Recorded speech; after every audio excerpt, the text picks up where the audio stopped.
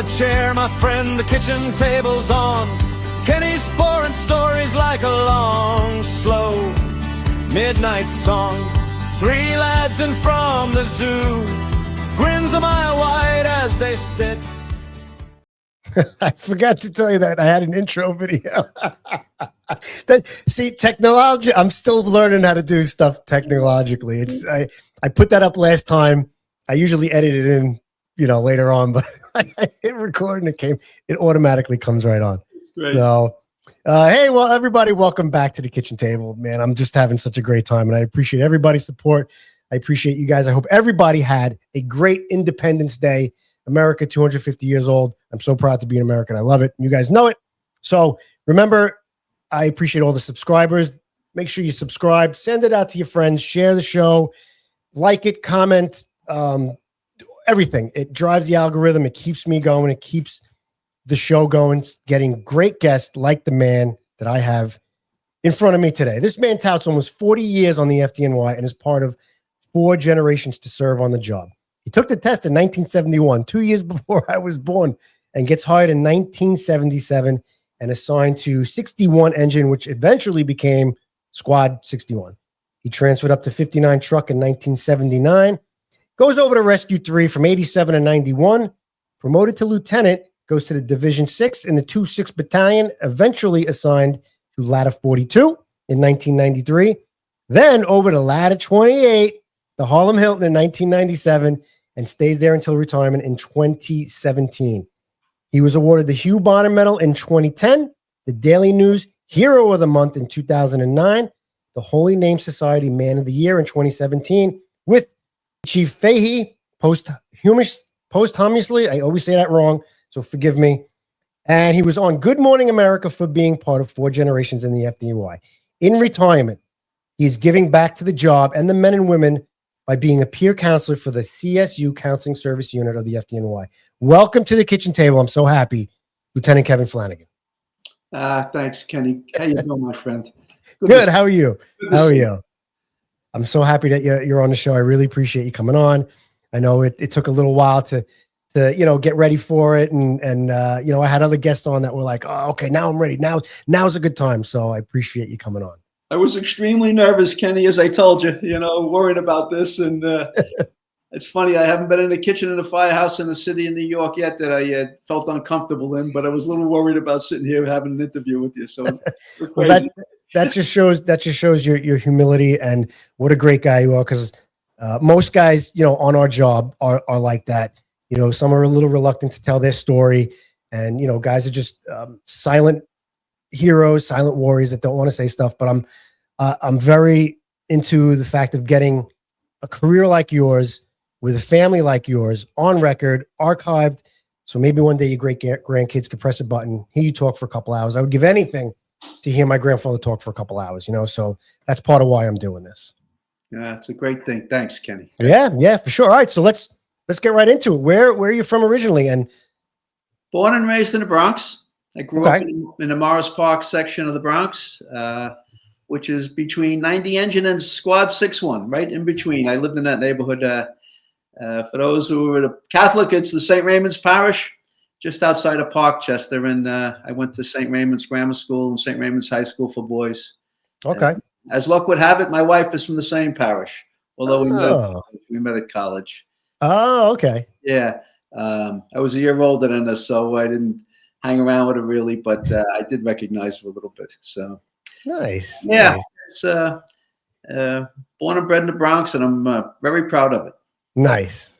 Now, did you took the test in 1971, right? Right. Yeah. Kenny, my dad. So tell me about that. Yeah. My dad was on the job, and he told me that they were giving the exam, and I had just graduated from high school in June of 1971, and they gave the exam that fall, September or October. Mm-hmm. So I took the exam, took the physical agility, and passed them both. Had some trouble passing the eye test because the eye requirements were stringent then. You had to have 20/30. Really? Yeah, back then. This is long before LASIK surgery and all the other stuff. So I actually I got disqualified for the medical aspect of it for the eye exam. And I remember the doctor telling me you got to go to an eye doctor, and there's, maybe you can do some exercises and stuff. So it took me a while, but I was able to get the vision better to a point, and was able to pass. Eventually, I had to retake the eye exam, had applied for a retake, and I was able to do it at the time. About a year and a half later, it took. But I got the list, and they did start hiring, so I was very grateful for that. And then the city, I also took a bunch of other civil service tests, obviously, but the funny thing is, the first one I took, the fire department of FDNY test, was the one I got hired off of.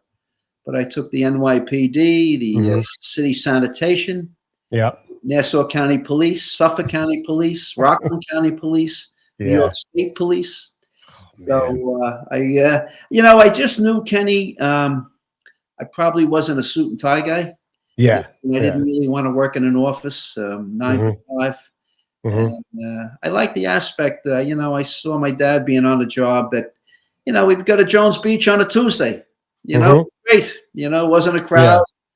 Or he was going to the golf course on a Wednesday. I said, wow, that's great, I like that aspect. And we, had a comfortable life growing up, So it's safe to say that he was a huge influence on you to get. Yeah, he was, Kenny. I just, I had a feeling when I realized I wasn't going to be playing center field for the Yankees that I better find a career of some sort. I said, what the hell am I going to do? That's a big decision. What do I want to do with my life? Yeah. It's kind of scary, but there was some good options there, taking civil service for me, Oh, 100%. That the same thing growing up. My father and everybody in the neighborhood was like, we're all civil servants. You got to take this test. You got to take that test. This test is coming out. That one, the other one. That's what would happen. The guys, hey, this test is coming. Let's get an application. It's funny that a lot of guys, you hear guys say, "Oh, I messed up the written test, or I messed up the physical." The physical is the one that usually separates a ton of guys. But you passed all that, and then you had a problem with the eye. Yeah. It's funny, Kenny. What I've seen over the years, no two physicals were ever the same. For my 1971 entrance, the physical was just, all you had to do was a certain amount, a minimum. Like, I don't know, for example, you had to do 20 sit-ups. At 20, I was going to go do more. He goes, you did enough. That's it. I was getting no more credit for doing 25 or 30, Right. And that's just how that particular test was. The exam after the 1977 exam, a really tough physical, Yeah. Now, the 77 exam, was that the exam where they had the lawsuits for the women getting on the job? That was the one? Yes, it was. They had the test, and it got held up for a little while, and it was a lot of controversy, Yeah. Did your father talk about the job a lot, or? When I was a real young kid, he was still working. He ended up on light duty.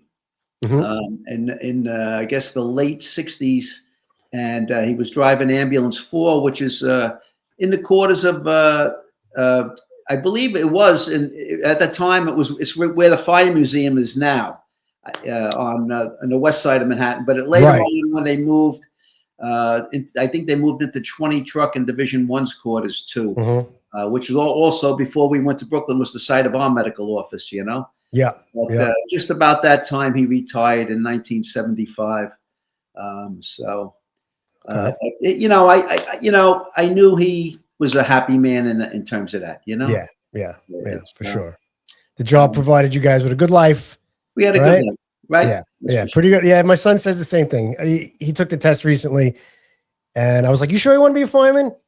And he was like, "You know what? The job really, it provided me a good life. You're sending me to college, health benefits. Like we've gone on vacation. Like, we're not rich. Nobody's rich, but it's been a good life." And that made me feel good that he felt that way. Oh yeah. My dad said, "You'll never be rich, but every other Friday you'll get a check, Sometimes on Saturday, after you get that check, you say, how the hell am I going to go another 12 or 13 days? But we always manage, right? Yeah, we do.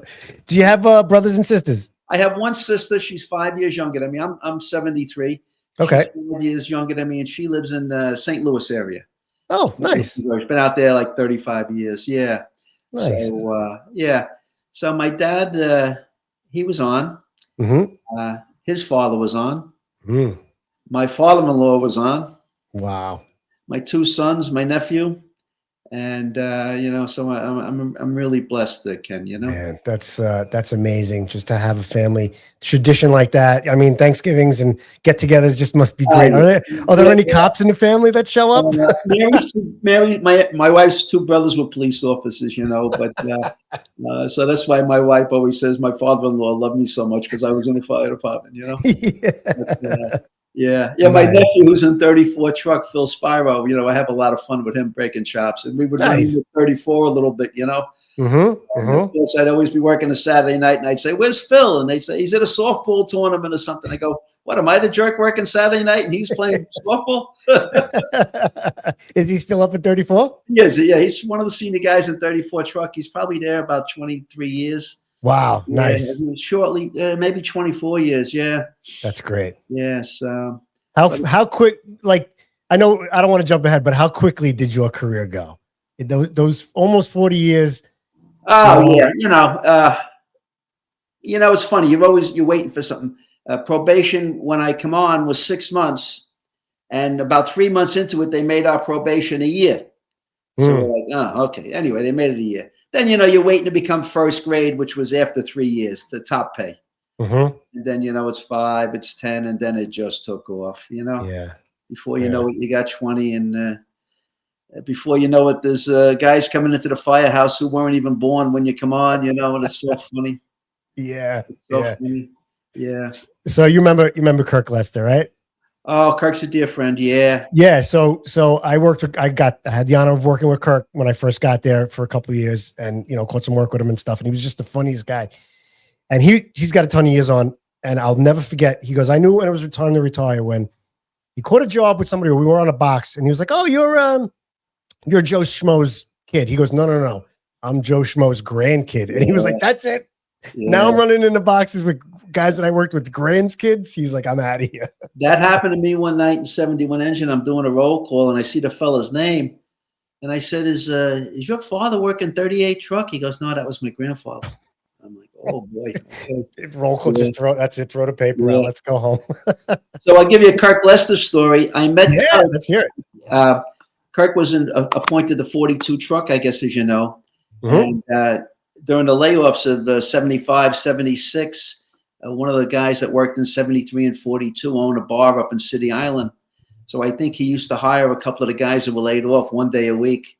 So I think it may have been Captain Tommy Kelly, Lieutenant Kirk Lester, a couple of other guys. And so I was in a bar one day, and they introduced me to Kirk, and I met him like in 75, 76, before I let him come on the job and before he got rehired, Wow.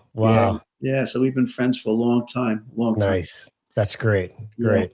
All right. So you get on the job and you go to 61, right? Well, let me give you that little stuff on that. I get on, and I'm on the list, and the city had the layoffs. So the guys who were early on my list who got hired now were laid off. City was on the verge of bankruptcy. Right. And they were looking to reduce the payroll. My dad was working. He was light duty. And all the guys that were on light duty, they basically pushed them out. They gave them the 3/4, and they needed to reduce the payroll. Yeah. So Dad retired in I think July of 75. And the guys who were laid off were doing other jobs. Some were driving buses, some were doing this, that, whatever. And they eventually came back, and they scheduled an exam in 1977. I believe it was in December. And so I signed up for it. But what happened was the city, the job was so short, Kenny, on manpower because the workload was so much, guys getting hurt and stuff, that they were really struggling for manpower. So they, even though they had a new exam scheduled for December of 77, they resurrected our list. So they put a class of about 90 guys in August. And a friend of mine, Mike McClatchy, was in it. And he said to me towards the end of the class, "I think they're going to hire another class," And apparently they did in September. And they were still short. And then they hired a class in November. And turns out I just missed the November class.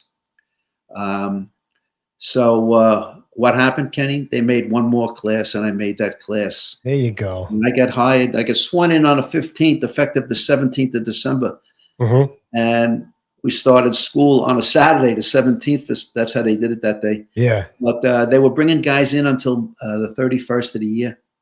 And Wow. my friend Jerry Murtha, he was a lieutenant in Rescue 3. Jerry, I think he got hired on December 31st. So they were still bringing a couple of guys in. So, and that was the last. Yes. And Kenny, that class that I was in had 350 men. Wow. Yeah.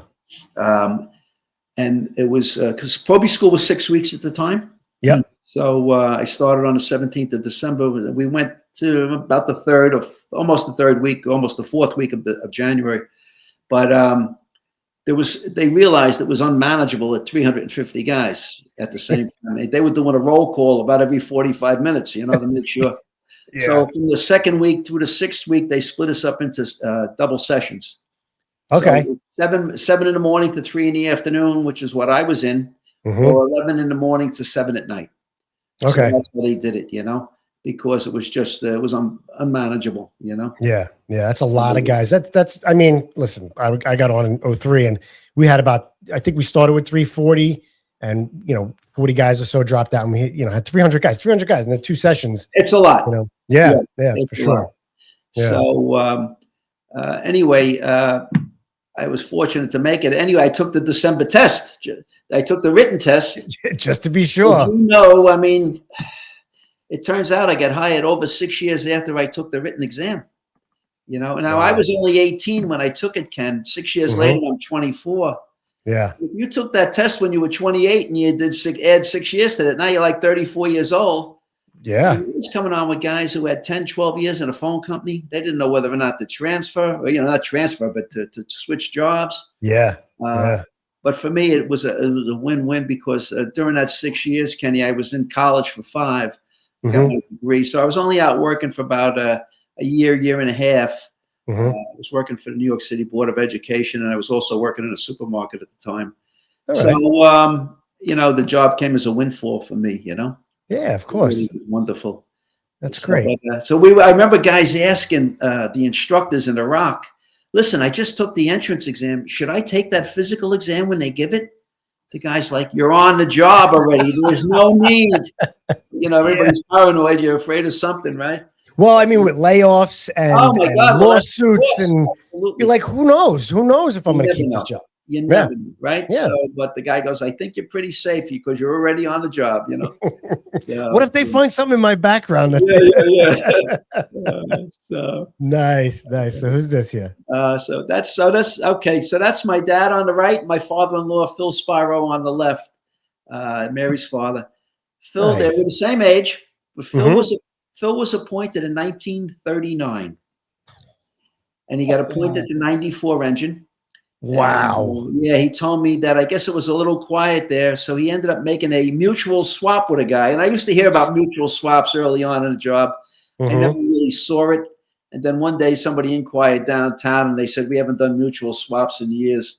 But he ended up transferring to 50 engine and did a lot of time there. And then he later went up to 50 truck on Tremont and Bruckner in the 2-0 Battalion. And the irony of life, Kenny, where did he get hurt? He had a fire in a private dwelling in City Island, and he fell through the floor, and he tore his bicep muscle. Wow. And I guess they couldn't do the surgeries, or they weren't doing the surgeries back then that they can do these days. Guys are always getting hurt. I mean, he got on in 1939. He'll probably still. When it's a Second World War, went back into the job. Wow, really? Yeah, and he got hurt like in the early 50s to the mid 50s, and he ended up getting out, and he ended up doing 20 plus years with Allstate, I guess, Wow, but so it's funny. He used to say to me, Kev, and he was out of the job probably 30 years. He goes, sometimes I still dream that the alarm's going off and I'm running downstairs and I'm running out the door, chasing the rig, trying to catch it. Right. Everybody's got a dream like that. Yeah. Right? Yeah. Yeah. And dad, who was the same age, had a couple of jobs. He was with the sanitation prior to coming on. I think he came on in 1947, and he went to 41 engine. Okay. Was the 41 engine, and actually only did a few years there, and he was able to go to Rescue 3. Wow. And he was in the rescue, I guess, from maybe 49 to about actually working to the mid 60s. Okay. And he ended up on light duty, and he ended up at ambulance 4 at the end. But yeah, you know, he used to talk about the company, and you could see he had a warm spot in his heart for him. You know. yeah, He always talked about the rescue, and names I hear, I could still hear the names. You know. Mm-hmm. And, so anyway, but my dad's father came on the job too. My grandfather, John Flanagan. So a couple interesting things, Kenny. He was appointed in 1907. My God. Engine Company 1. He left the job and went to the NYPD. Really? Yeah, I guess he was from Ireland. I guess he realized the NYPD wasn't for him. He came back to Engine Company 1. Oh, so, and then he stayed down there until Ladder Company 47 was established. Yeah. On Castle Hill Avenue, which I believe was 1913 or 1914.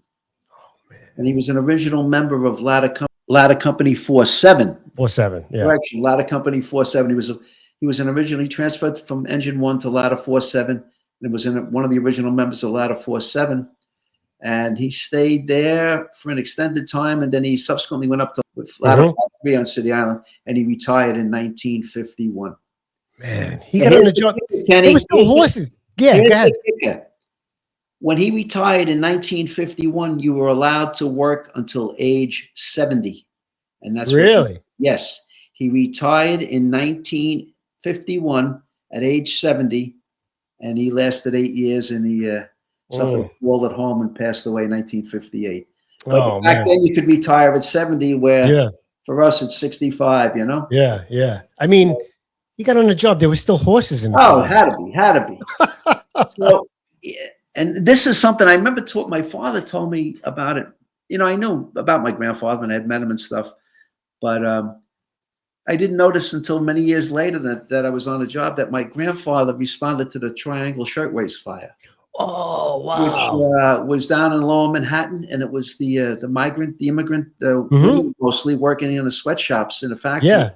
And they had the doors barred, and there was a fire and numerous fatalities. Yeah. We had jumpers and stuff. I didn't know that till many years later. Yeah. Wow. Yeah. So to be able to hear that story, from him would have been unbelievable. Yeah. You know? Yeah. So I mean, if you come on in 1907, you know the horses were there, baby. Jeez, some horses, man. Wow. So all right, let's go ahead. I'm working overtime one night in 47 truck. I'm just writing a roll call. It was a Sunday night, and this man walks into quarters, and hello, what's up? You know, what's going on? He told me that his father had been the captain of Ladder 47 at one time. I guess years ago. And he was an older man, and he has a photo, and in the photo is the company, and my grandfather's in the photo. Really? Oh, yeah, cool. I have that photo. I'll send it to you. Oh, that's cool, man. It on the rig, and but there's my grandfather. I remembered him, you know. But what's the odds of that? I'm just hopping there for the night. Yeah. You know, this guy walks into quarters as I'm writing a roll call, and we start talking, and like 2 and 2 is 4. My God. That's amazing. That's so cool to see that. Yeah. You know? Very, very cool. Very cool. All right. So you get out of Proby school, you make it through that. You're in 61. Is this your Proby picture? It wasn't my Proby. That was from 59 truck, but I was young in a job there, Kenny. Look how happy you are. You don't age until you look at a few photos, right? But I was there. I got there at the end of January of 78 to Engine 61, and a friend of mine stopped by, Jimmy McKay. Jimmy, turns out we were in Proby school together. We were in the same platoon. And he said to me, "How you doing?" I said, "Good, good." He goes, you know, we have some openings in Ladder 59. We have some promotions, and he goes, "Would you be interested in maybe coming over?" So when I was in 61, Kenny, we always had a light roster. I had worked only a few times in a couple of the engine companies in a 2-0 battalion, of which we were assigned. I worked in 90 a couple of times, 97 a couple of times, and 89 engine. And I said, Jimmy, I got to be honest with you. You know, I'm looking to maybe do a little bit more work, go to a little bit busier place, but I've never worked in a truck company, you know. Yeah. I mean, actually, probably I'd be interested, but I've never have. So he said, well, you know, if you're interested, let the boss know. So I followed it up, and I did. And in short order, I got transferred to ladder 5-9, you know. Yeah. Yeah. And, you know, I felt very bad leaving. You know, it was my 61 engine was my first house. And that's the neighborhood. That's the neighborhood you grew up in too. I 61. was walking to work, Kenny. I was walking to work. So I'll tell you a little backstory on that. Yeah. Battalion Chief Larry Centrilla and his aide Paul Mazzi. Paul was actually from 69 engine. They were in the 2-0 battalion, and they played golf with my dad. There was a group of them called the Firemen's Golf Club, and they used to play at Pelham and Split Rock on Monday, Wednesdays, and Fridays. And you know, 3 days a week. you know, well, however many you could be there, but Yeah. they were there, and so they were like, they heard that I was getting on, and they said, "Well, let's get somebody we know," you know. So that's how I ended up in Engine Company 6-1, you know. Yeah. But I just, you know, we did at that time, Kenny, the engines had booster reels on them, and that was in right above the back step of the pumper, and it was, I think it was an inch hose, and it was like 100 feet, 150 feet, and it was on a reel, you know. So we did a lot of ADVs, brush, rubbish, dumpsters, fires. So it was really handy for that, you know. Yeah. But we didn't really do much structural fires in terms of, you know, the traditional structures that we know. Occasional taxpayer or so. So I just was looking to make a move. I had a friend there, George Ayler. He was one of the senior guys, and he had gotten appointed there. And he said, you know, I was here, and I was going to go and leave and go somewhere else, and I didn't go, and I didn't go, and I didn't go, and then you never go. So I knew, Kenny, that if I was going to go, I got to go early, you know, early in my career. I never wanted to look back and say, you had the opportunity and you didn't, you know. Yeah. So my first, I transferred. I was gone. I tell you, I think within a month, Kenny, I was transferred over to ladder 5-9, and that was in April of 1979. And it's really, I learned a job there. The work had gone west. 59 truck used to be in the Bronx Tin House with engine 8.5 on Boston Road, just up the hill from 82 and 31. Yep. The area had sort of burnt down, you know. Right. I remember it was when I was a young adult, living in the Bronx, I drive down Boston Road to go to the Yankee Stadium, and you know, you just pass row after row of vacant buildings, you know. Yeah. And so much had burnt out. So they, what happened was the work had shifted west. It had gone towards Webster, the Concourse, Jerome, University Avenue, over that way, and they needed a truck company over to West Bronx. 43 had been a single unit for years. TCU 712 used to be parked there, and that was a unit that was disbanded prior to me coming on. But they worked like 3 p.m. till like in the morning, I think, and they would take the metered 43 engine, man it, and drive over towards 82's area. And I think they worked out of 82's quarters. I remember hearing about 712. They weren't in service only a short time, like a couple of years, right? Yeah, it wasn't a long time, Kenny. Yeah. But some of them, the men who became members of 59 Truck when they were formed, were from 712, you know, TCU 712. Yeah. But 43 had been a single company. So in April of 78, they moved ladder 5-9 from the Bronx Tin House west over to Cedric Avenue with 43 engine. And I guess that was an odd blend initially. There's a 6th Division truck company coming over to the 7th Division, and here's a 7th Division engine company that's been single all its life, and now it's got another unit. So I guess after the year, the dust settled, and some guys who liked it stayed, some who didn't like it left. But it turned out to be a wonderful experience. I got there a year after they had gotten there, and God, it was just. I'm just so grateful. I learned a job, and the friendships are made. Yeah. You know, so many of us were of the same age. There was about 8 or 9 of us, it turns out, from the same Proby class in that house. Oh, nice. Not that we knew each other, but, you know, we all grew up there, and we had our started the families there and the picnics and the barbecues and the Christmas parties, and it was wonderful. And you get married there, right? Is that? Well, no. Oh, I missed that. I knew there was something I missed. So we got married in St. Raymond's, and 61 engine was first due at St. Raymond's Church. So the guys came over with the rig that day, and they brought the rig, and they had it parked in front of the church. So we had to get a picture after the wedding, Mary Ellen and I up on the back step. That's great. Yeah, it was great. So that's the true hero of this podcast, of today's podcast. She's the true hero. She's the true hero of this, of getting the pictures, setting you up, and getting all that stuff. I'd still be trying to open my phone, for God's sakes. That was great. I think we sent that picture out as our thank you picture. Oh yeah, yeah. Nice. Do you remember like any significant jobs in 59 truck?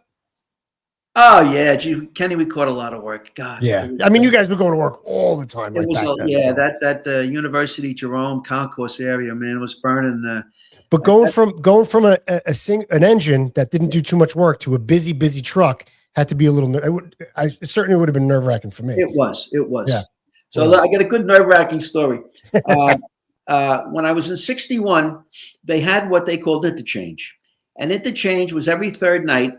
And they would send a company that wasn't doing that much work to a busier area, and then they'd send the busy company to your firehouse. And you just sort of to try to not balance the workload, but lessen the workload for the busy companies. Sure. So when I was there, the first I started on day tours, but my first night tour we run interchange was with 92 engine.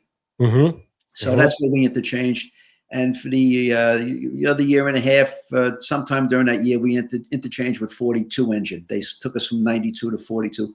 Both companies doing a lot of work. Yeah. But I'm working, and we go to a box in 92 engine, and we ended up standing fast, whatever we were doing.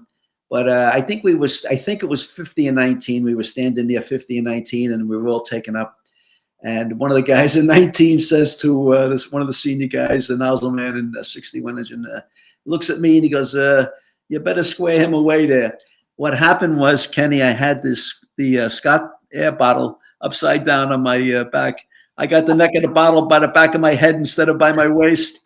I was so nervous, We only did that once, Kenny, and lessons learned, right? Oh, God.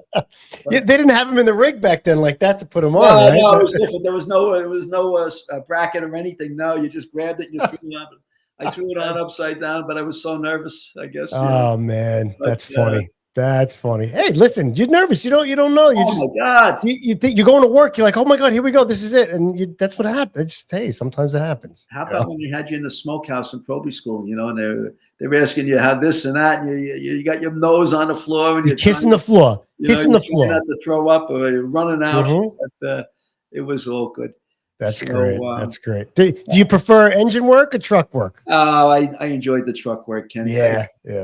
Well, I'll tell you this, Kenny. And one of the things I love about the brothers and sisters is if you're honest with them, they'll do anything for you.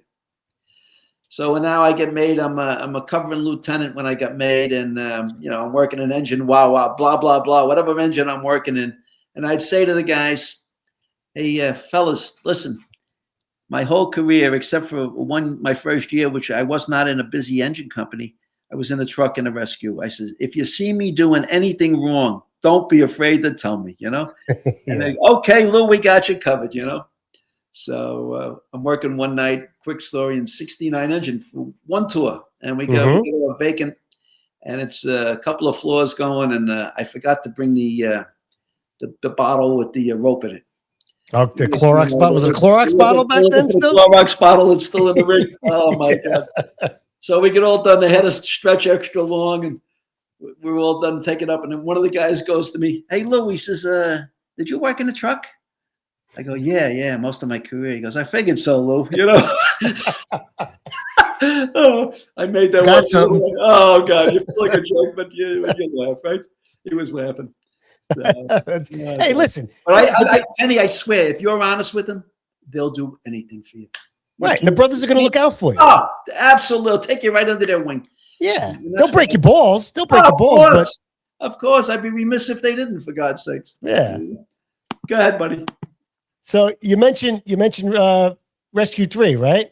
Yeah, I tell you though, Kenny, let me just a little bit about the 59, if you don't mind. Yeah, no, I don't mind at all. You know, We caught, and that's one of the things I learned early on. You're like, if you're in a house that really doesn't do that much structural fire, you get occasional fire, but it's like you're probably not going to get a second job that tour. Where I found when you're working in a busier area, you might go to 2, 3 jobs. Yeah. You never know. I mean, not necessarily every day, but just because you had one doesn't mean that's it. The tour's over, Right. A couple of times I worked, in 59 where you're getting 3 jobs, you're like, God almighty. It's amazing, right? It doesn't happen every day, but that's how it was for a while. Yeah. So, but it was just what a learning experience I had there. And at the time, we were just in the 19th Battalion. It was only 2 houses. It was 75 and 33 and 43 and 59. And that was the extent of the 19th Battalion. Wow. Yeah. Yeah. And back then, Kenny, you would never go to another battalion. You'd never work outside the battalion. Yeah. Your battalion could be -3 for the manpower. They'd hire 3. And the next battalion could be +6. They weren't sending guys with the +6 over to the short battalion, Really? But then we lost that in the contracts, so you could detailed as anywhere, And I was like I was telling you, I was talking to George Campbell, and he was like, we go, he was in 75. Right. And he was like, all we did was fires. Like he goes, my first couple of years there, we'd go to 2, 3 jobs a night. Well, something. It wasn't, like you said, it wasn't always a ripping 3-alarm fire. Right. He goes, we would always do something. It just, the repetitions, always doing something. He goes, the first 24, we didn't do anything. Guys were like, what's going on? What happened? So you guys were so super busy back then. Yeah. You didn't do anything else but fires. There was a fellow, Mark Munley. He was a great guy. He got assigned to 75, I believe.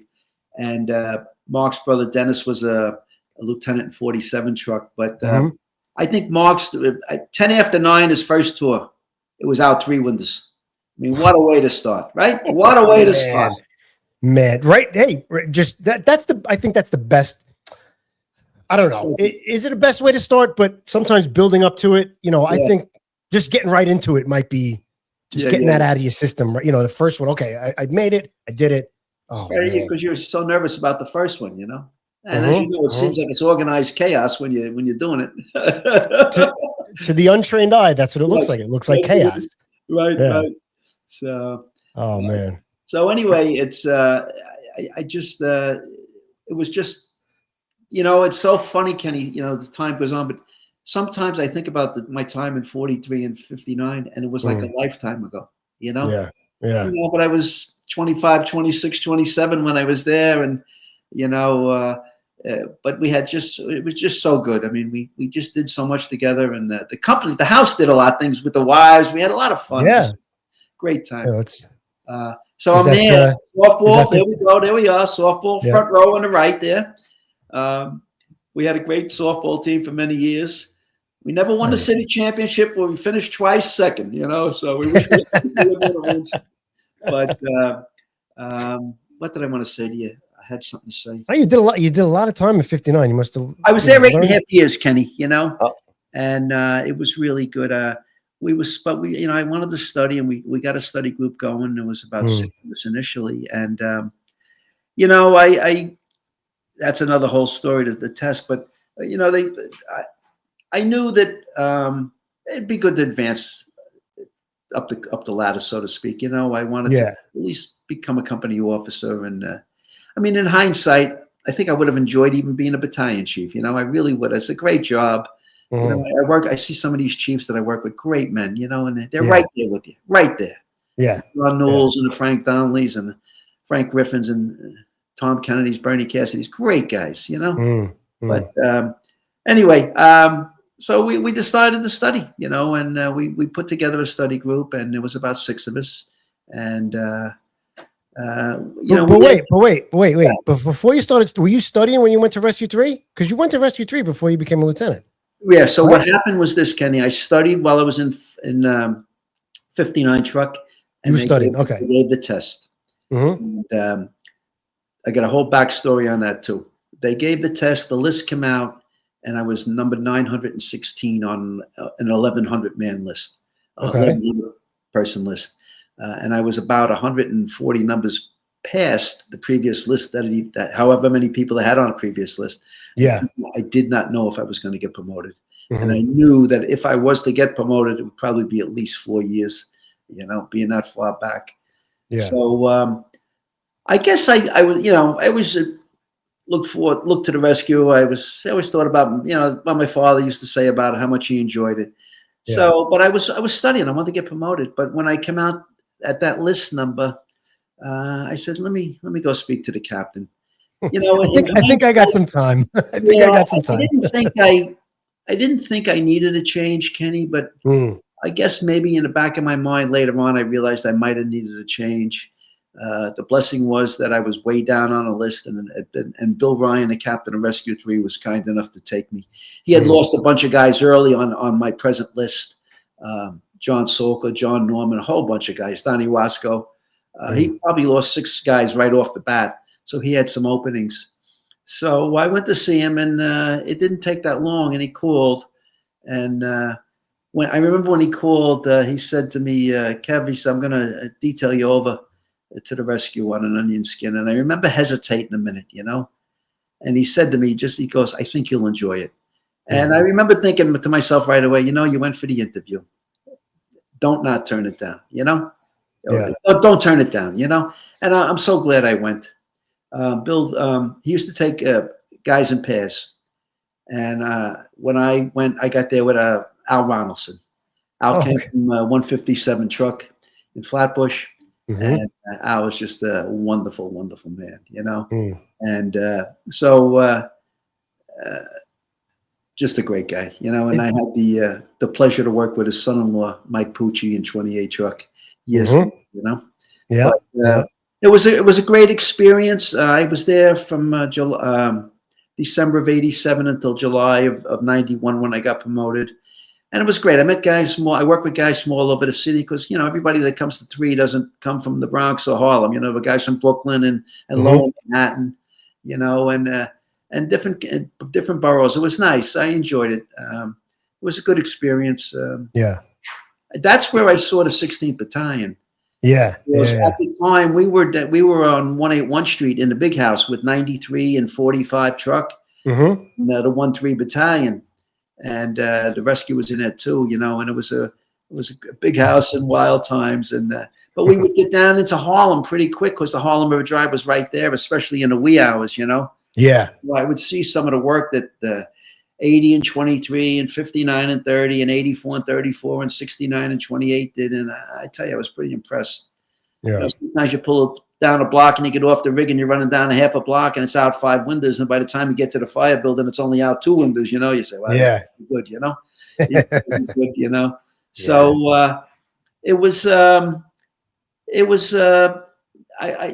In the back of my head, I guess I was always thinking about it. So my buddy Jim Hart, and Jimmy was. It turns out we were in Proby school together, and Jimmy was appointed to 43 engine, and he transferred across the floor to 59 truck. We became best buddies, and Jimmy, when he got promoted, he went to 95 engine, and he later transferred to 28 truck. And I was asking him about it one day, and all he said to me was, "You know how 43 and 59 was?" I go, "Yeah." He goes, "It's just as good or better," And I was like, "Wow, okay, I know what you mean." So I was, I was in 42 truck. When I got promoted, I got assigned to the 26 Battalion. So I used to go for my check to the quarters. They were in with 73 and 42. So I got to know a lot of the guys there, and it was a Mount, which was what I was coming from, and it was some sort of comfort level there. I had done some spots there, and the guys were good, and worked with some great guys. Ray Murphy, who was killed on 9/11, and Richie Glover, and Jerry Farrell, and Brian Ahern, and Lieutenant Joe Berry, Lieutenant Jimmy Walsh. Great guys. Bobby Blair. Bobby was one of the original 42 truck elephants. He was one of the big boys. And Mike McLaughlin. Great guys. Peter Beefield. I ended up there for probably about between covering Kenny and having it, I guess, so maybe almost 4 years. And, I don't know. I guess I just got a little wanderlust in me, and I was thinking about maybe trying something else. I had no trouble with anybody, and we all got along. But I just needed a little push, I guess, a jump start. Sure. Sometimes you just need a change. Yeah. So, yeah. And so what happened? I'm out at the Rock one day, and I'm doing some sort of class, and I'm with Bob Morris, and I was talking because I knew Bobby when he was a covering officer when he first got made. He was bouncing through the 7th Division before he got 42 engine, and he later went to 44 truck as a Lou. But I was talking to him, and I said, "I'll see you, Bobby." I was going to my car, and he was going to his car, and I says, "Why don't you speak to him?" So, hey, Bobby, what's up? I said, and he knew I was in 42 because Bobby had been a firefighter in 42 prior to going to Rescue 3 as a firefighter. He said, "What's going on?" I said, "Listen, I know you got a spot or two open coming. A guy's going to get made out of your place." I said, "Could I maybe show a little bit of interest there and see if if you don't have anybody, And he said to me, he said, "Kev, I got the first spot covered. I want to get Jim Ginty in there." And he goes, "I work with Jim's father in 42 truck." He goes, "But if Tommy Armstrong gets made," he says, "you can have the spot." And I said, "Wow, Bobby, thank you." And it took a while. It probably took well over a year. Yeah. Bobby would call me every now and then to check in to see if I was still interested, and I was. Yeah. And then Tommy got made, and Bobby didn't say who he had planned to bring over there. Yep. He had some other people that were covering and stuff, and I sort of showed up one day, when the order came out, and so I guess some of the guys didn't know who the hell I was, but it all worked out 20 years later, You didn't have any aspirations of going back to the rescue as a lieutenant? I guess, to be honest with you, Kenny, I always felt there was more qualified guys than me, and maybe I was selling myself a little short. In hindsight, maybe it would have been something to do, especially right after 9/11. Right. Did anybody ever approach you to come back because you have the rescue experience as a boss? I remember talking to Chief Bill Seelig. Billy was a deputy in the 6th, and then he became chief of rescue operations. And he sort of implied that I could if I wanted to. But I guess at that point I got so firmly entrenched in 28, and I loved 28, Kenny. I really did. Yeah. So I didn't, but and no regrets. Things work out for a reason, but I just had 20 wonderful years there. I just really loved it.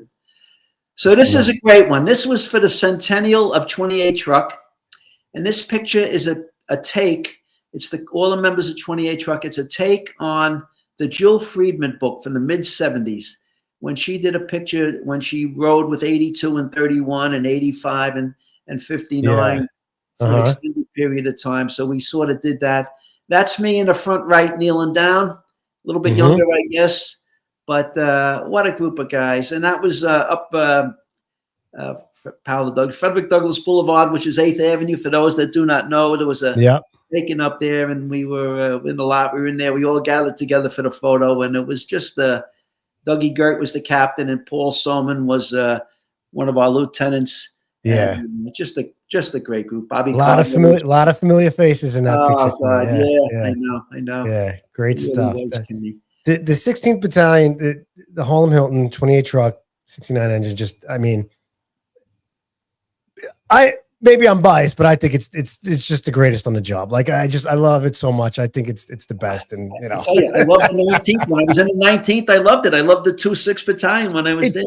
It's hard to leave good places though, right? It must have been hard for you, like working in such great shops, to leave those shops, but you know that you were advancing your career. You were learning more. Right. That's how I felt, Kenny. Like I said, I never wanted to look back and say, hey, you had the opportunity, but you didn't. You know, I always say, however long we get in this job, and some of us are blessed to have long careers, and some don't get long careers. So I wanted to touch all the bases, so to speak. Yeah. But the 16th is super place. 6th Division is a great division to work in. It's unbelievable. And I was in the 7th. I loved the 7th when I was there too. Yeah. So when you got to the Hilton, you said, you kind of, you were there on the order, and guys were like, yeah, guys, they were how looking long? at me. A couple of them were looking at me, with that skewed look. They didn't know. Yeah. So how long did it take before, I like anything else, Kenny. The longer you're there, the more comfortable you get, and then they become comfortable with you. Yeah. I had a little bit of a different style too than, as you know, Kenny. If I'm first, I want to be first. If I'm second, I'm not looking to bump you. Yeah. Yeah. I'm second. I'm second. Mm-hmm. And that's how I lived and ran. Listen, don't look to take my job. I'm first. I can say, if we're stuck in traffic and we can't get there and it's out 6 windows, you got to do what you got to do. But I always say it's a kind of gentle of Harlem. How many times did Keith Nicoliello stop the rig to let 28 come around past them? That's just the way it was. I mean, yeah, it was. Like you said, unless there was something out of the ordinary, absolutely, where you got to operate right now, then that's it. All bets are off. Yeah, but and guys understand there was never any issues with either company. Right. Plenty of times they let us in, we let you guys in, whatever. It was just absolutely. I love that. I love that. 23 the same way. The Mm-hmm. same way. Some, I don't know if everybody before I got there operated like that, officer wise, but that's how Kevin Flanagan did. And some of the guys, I guess, maybe didn't like that, but there was enough work to go around for everybody. Yeah. You know? Mm-hmm. But the guys came to like me, How long were you there before you caught your first job? Oh, in 28? Yeah. Oh boy. Kenny, I don't know. I don't know. I've caught so much work. I don't know. I don't know. I know I caught something my first tour in '59 when I transferred over. The end of the day, we caught a small job in one bedroom in a private dwelling. So that was nice. I had the can and I was using the can on the fire. Nice. It was great. What's this one here? This was a job. I was in a rescue. We had a job 84 and 34, and I was going up the stairs and they dragged somebody out. Next thing you know, they're passing a guy down. And I believe the fellow with me is from 37 Engine. I tried to track him down one day, years, time later, but I think he had been promoted. I don't know his name. I don't know who took the photo, but they passed this guy to us on the stairs, and down the stairs, we went with him and out, That's what happens. Yeah. Yeah. So I tell you just two quick stories with 43, 59. Something was going on. I asked my friend Mike Keenan. Mike and I went to high school together. He was a Throgs Neck guy. Mike was assigned to 33 truck, and I needed a tour of. So Mike worked for me in 59 truck, and I repaid him one Saturday day tour in 33. So about 20 after 9, we get a box just around the corner from 33 and 75's quarters when they were on Jerome and 183. And it's a first floor fire. It's a first floor apartment. It's right at the door of the apartment. And it turns out to be the kitchen because the first room in, of course, was the kitchen. And that's roaring. So we couldn't get in there. There was a courtyard in between the sidewalk and the building. So it wasn't like you could jump in the window that easy either. But we waited to 75 to get the line, and we followed in. I was with the Captain Pat Foley. Patty retired. He was a battalion chief in the 9th Battalion. Very experienced man. So when 75 got the line going, they pushed it in, and they're knocking it down in the kitchen, and Patty and I scooted by. And just as I go by, I don't know how it happened, Kenny, but I heard somebody coughing, a gag, and a crying. And I branched off into this first room. Patty didn't hear it. And I go in and I realized it's a crib. And I did a quick sweep at a crib. And there was a child in the crib.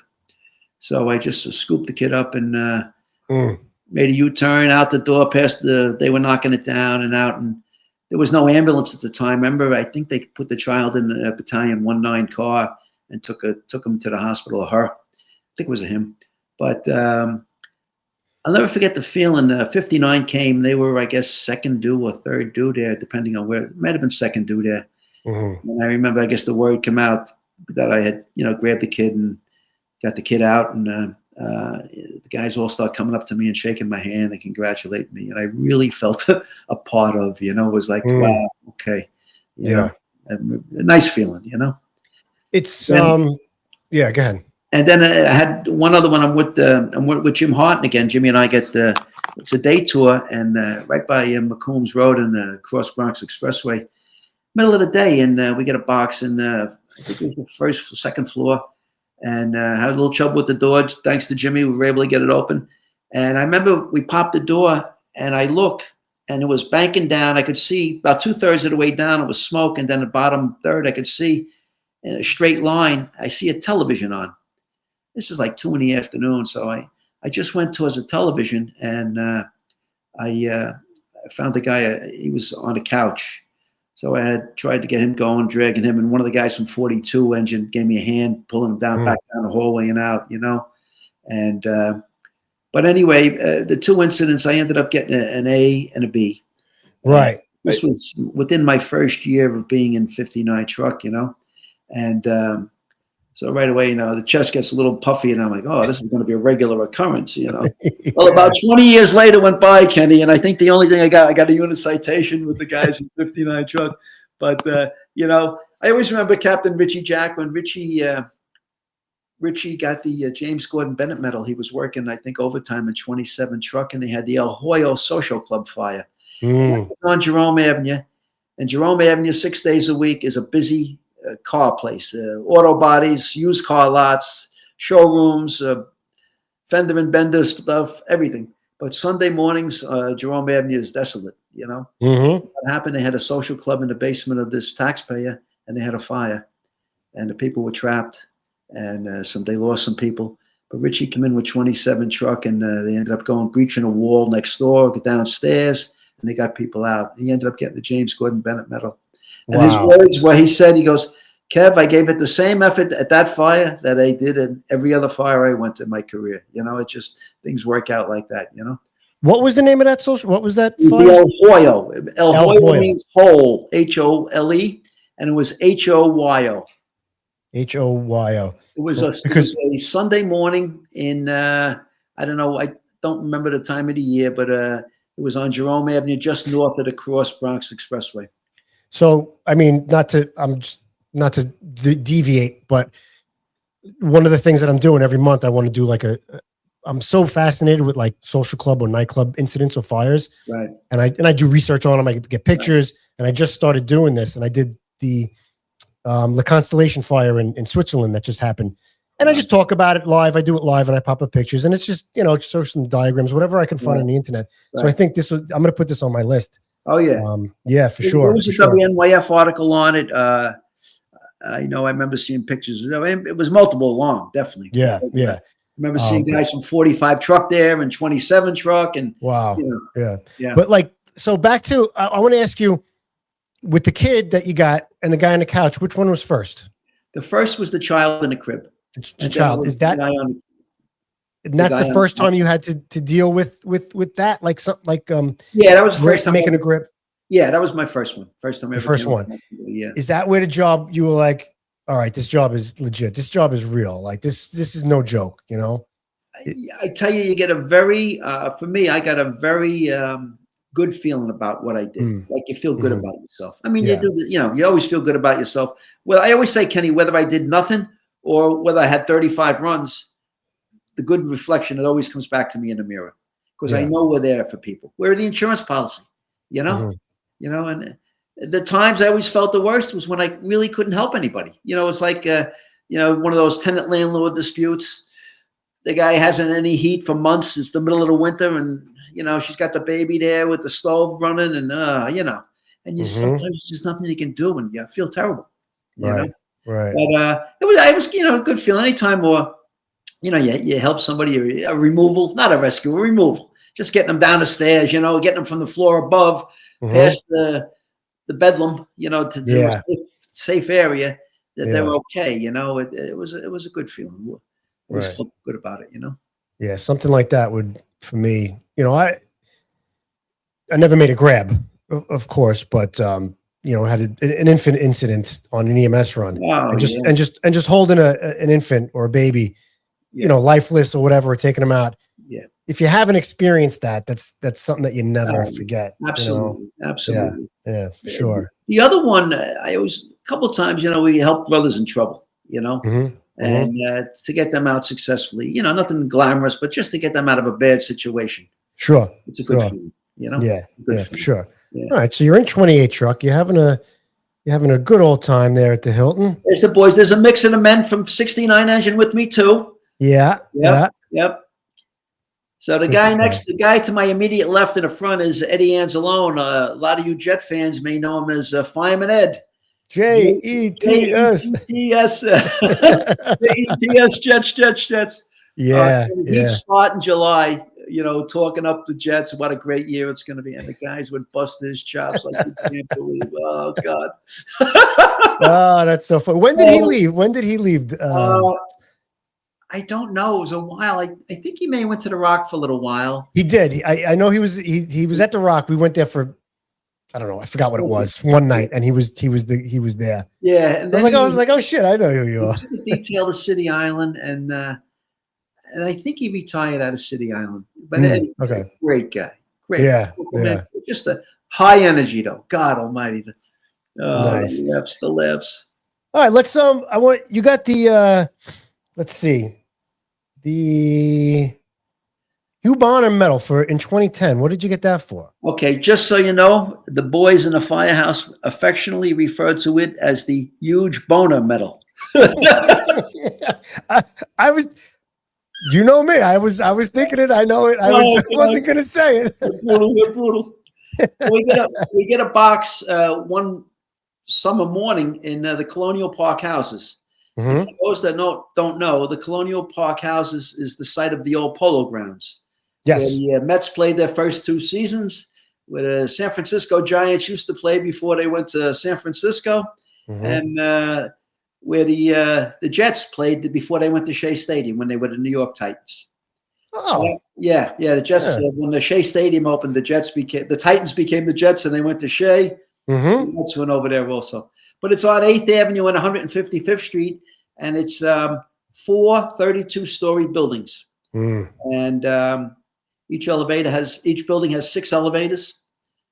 Elevator goes lobby through 16, and the other 3 go from lobby 17 through 32.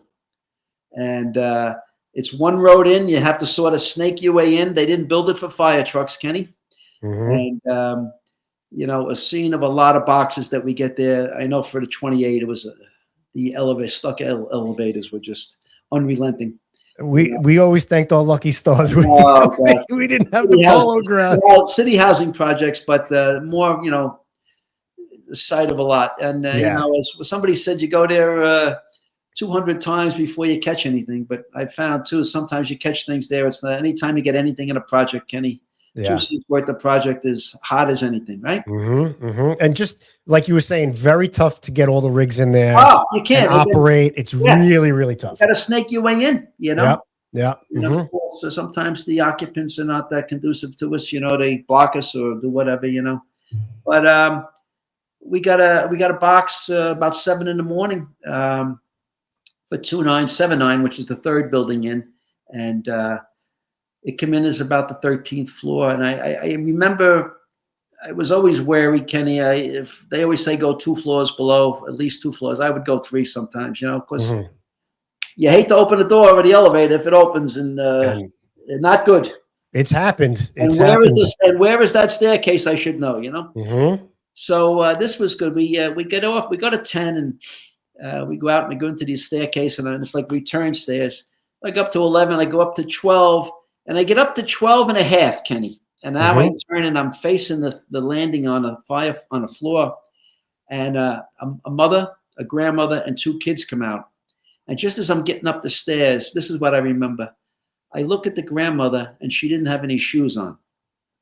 She's standing barefoot in a project stairwell without any shoes.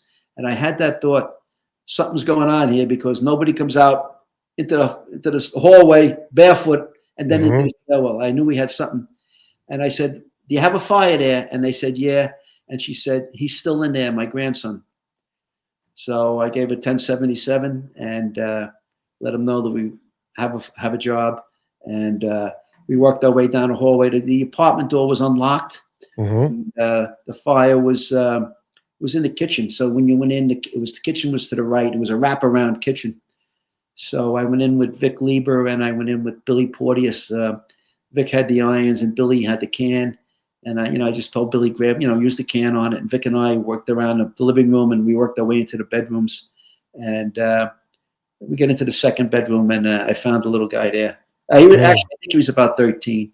And Vic, I didn't even think about it right away. Vic gave a 1045, and I thanked him later on, when we pulled him out. And he survived, thank God. Yeah. So we got some nice press on it and stuff. But I was talking to, I was going to get written up, and I was talking to Battalion Chief Frank Donnelly. Frank was the wonderful man. Oh man, he was great. Best. Yeah. I said, I don't know, Frank. I said, he said to me, Kev, you're on a 13th floor. We weren't coming for you with the aerial. And I just remember thinking, I guess you're right. Yeah. Yeah. All right. Yeah, go ahead, You're only going out one way. Yeah, one way, especially in the project, Kenny, right? Yeah. Only one way to go out, one way in, and we got high. So I said, yeah, you're right, Chief. So, they put me in, and I ended up getting a class 3. And is that this one? Is that this? Yeah, that was it. And hold that picture up there. But anyway, and then with that, I was awarded the U-Bonner Medal. So that's my buddy, Battalion Chief Jim the Bulldog Harton on the left. The Bulldog. The Bulldog. He was a 95 engine as a lieutenant, and 28 truck as a lieutenant. He was the captain of 22 truck, and he went into SOC, and he became a battalion chief in SOC. It's myself. It's chief of department, Pete Hayden, at the time. That's my son, Brian, next to him. And that's my nephew, Phil Spiro. Phil is up in 34, as we discussed. Nice. It was a nice photo, yeah. Jimmy was friends with, he knew Chief Hart, so Chief Hayden, so he introduced me to him, and that was nice, So, and this is guys. That's my son Dan on the left. Dan is now the captain of 22 truck. Oh, Danny started in 58 engine. I got the boys to start in engines. He started in 58. He went across the floor to 26 truck, and then he was a lieutenant in 49 truck. And he got made a year ago, November, and he's the captain of 22 truck. He was familiar with them from running in with them from 58 and 26, and he loved the place. His brother Brian, we were able to get him. My friend, Assistant Chief Mike Weinlein, a Manhattan Borough Commander, was able to get Brian into 92 engine. Nice. And Brian started in 92, went across the floor to 44, and got made lieutenant. He ended up in his brother's old place. He was lieutenant in 26 truck. Nice. So yeah, and then Brian just got promoted to captain this last November, and he's covering in Division 7 as we speak. Nice. So great places. Yeah. Great influence that they have as you and the work that Brian caught in 92 and 44, just so varied too. Yeah. It's unbelievable. Great house. That house has got such a great reputation. Yeah, they always get a piece of something. They go north, south, east, and west too. And I remember when Dan got made, he was covering in 59 a little bit, in the zoo. Yeah. What a gentleman. What a nice guy, man. We wanted him there. We were like, oh man, he's such a good dude. I know the captain asked him, and he said, I just want to bounce around a little bit, Yeah, we get it. Not everybody's a fit for the zoo. We understand. But what a gentleman Dan is, man. Yeah. Real gentleman. Yeah, for sure. Thank God they got their mother's disposition, I tell you. But it's good. The guys, they've been blessed. So I tell you another Kirk Lester story. Let's hear it. When Dan was coming on, Brian came on first, and then Dan came on. I called Kirk and I said, Kirk, I'm looking to get Danny somewhere, and Brian was in 92. If I wasn't in 69, he would have. If I wasn't in the Hilton, he would have went to 69. But I was there, so I said to Kirk, let me ask you something. Danny's going to come on. Do you 58 engine or 53 engine? which one? Because anytime I was in 58 and 26, I was impressed.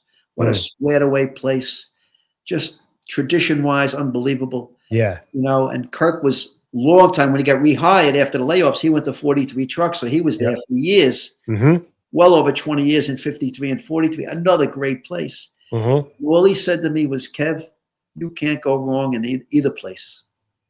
I said, okay, buddy, thank you. That's all I needed to hear. Yeah. You know? Nice. So we were able to get down. It's a 58. And he loved it. And, you know, Nice. So when Brian got promoted last November, I'm at the party with him. He had a party at one of the bars downtown. And the guys are like, Lou, who else you going to send here? I go, I got nobody else to send you. I don't know. I had both of my sons in 58 and 26. Maybe we'll send one of the grandkids down the road. Yeah, maybe. You never know. You never know. All right. So you get this daily news. Daily. So this was, I'm working in, this is in the winter, a couple of years later, and we get Bradhurst Avenue. Bradhurst is one block west of 8th Avenue or Adam Clayton Powell Boulevard. Frederick Douglass Boulevard. I'm sorry. It's one block west of 8th Avenue. So we get a box again in the morning, early, 6:30.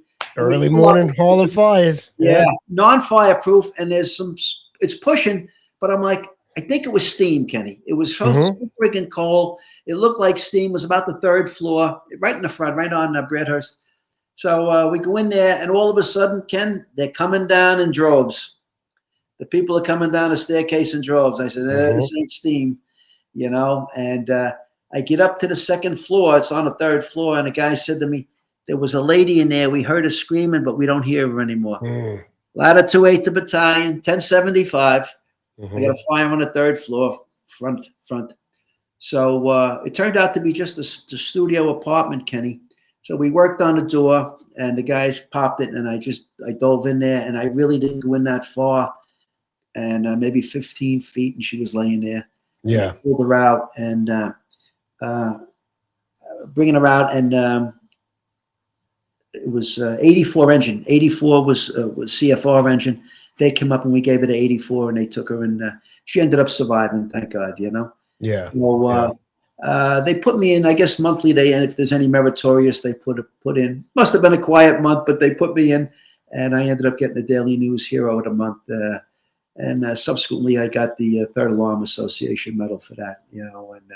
And that was nice. When I got that, I believe Marco from 30 was getting a medal with me. What's Marco's last name? Mark Vittorio? I think that was once we were both together at the same ceremony, so we always laugh, you know. I think that one was for a brownstone around the corner from the firehouse. Another great firefighter. Great. Yeah, Mark's a great fireman. Yeah. Great fireman. I saw him the other day. We went to the FDNY boxing thing. Okay. Thrilla and Camilla in Rockaways. Okay. He's still on the job. He was helping out one of the units. Yeah, he's good. So yeah, we got to run into him and say hello for a little while. He's top shelf. Yeah. Oh yeah. Great senior guy. Great dude. Yeah. Great fireman. Yeah. Learned a lot from him for sure. Yeah. So then, as I ended up on light duty, Kenny, you know, and my knee was bothering me, and I can't be 2 floors behind the boys. It's not fair. You can't be, right? Yeah. So I went out with my knee, and it turns out I had to have it scoped, and I ended up on light duty, and I'm working light duty one day, and I worked the tactical training, which was a great light duty assignment at the Rock. I met guys from all over the city. You know, you do a couple of drills a day. It's just, it was perfect fit for me. So I got one of the guys said, hey, Chief Joe Brosey's looking for you. He called, looking to see you, speak to you. So I knew Joe. Joe was the captain of 55 truck, and Joe was and still is, I believe, the battalion chief in charge of first line supervisors. And Joe says, I call him. I say, what's up, Chief? How you doing? Good, Kev. He goes, Kev, listen, we want you to be our Holy Name Society Man of the Year for 2017, along with posthumously with the battalion chief Mike Fahey from the 19 Battalion. I said, Joe, Jesus. I says, Joe, other than paying my dues for 39 years, why me? I mean, it wasn't like I did a whole lot of work with the Holy Name, or, you know, there was other guys I'm sure more deserving. And all he said to me was, why not you, Kev? And I said, okay. And I tell you, Kenny, it was one of the best days of my career. Yeah. I swear to God, it was unbelievable. It was in the New York Hilton, and there might have been close to 1,000 people there. Wow. You know, I don't know if there was 1,000, Kenny, but boy, there was 900. You know, because tables Yeah. of 10, and there was a lot of tables. That's a big room. Mm-hmm. And if I had 5 minutes, Kenny, to speak to everybody that I knew who was there, I'd still be talking to them 8 years later. Wow. That's how good it was. I had a friend, Jerry Wire, who, you know, when I was living in the Bronx, he coached the kids in Pop Warner football and Little League, and Jerry was retired from the NYPD.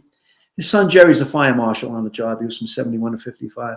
And I turned around and Jerry Sr. was there. I go, Jerry. He goes, Kev, how could I not come here? Wow. You know, Yeah. That's the kind of impact you have on people. You had on people in this job. Sometimes I used to wonder how I was doing with the guys, you know? And when you get a day like that, man, you realize, you know?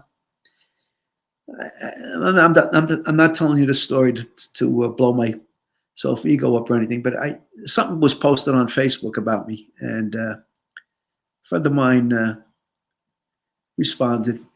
He said his men would follow him to the gates of hell.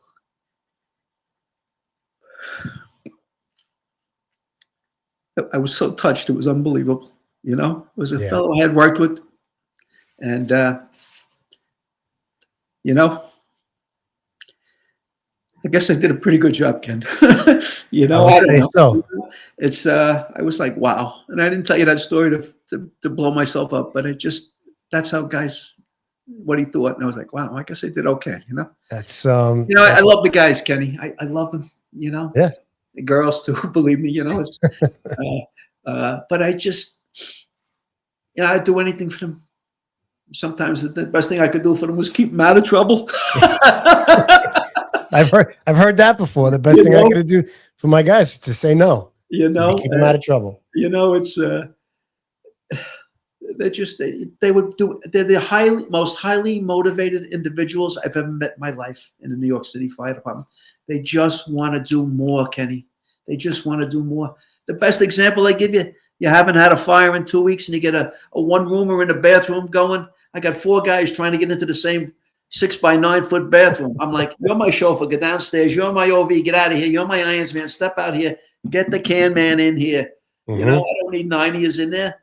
You know, it's just a big, but that's how they are. They want to do more. They want to do more. You know, you're in a stuck elevator in there. Lou, we're getting numerous calls. You know, I still didn't get the people out of the elevator yet. You know, and you can't leave the people in the elevator. You know, you gotta, you know, it's hard sometimes. Sometimes you gotta tell them.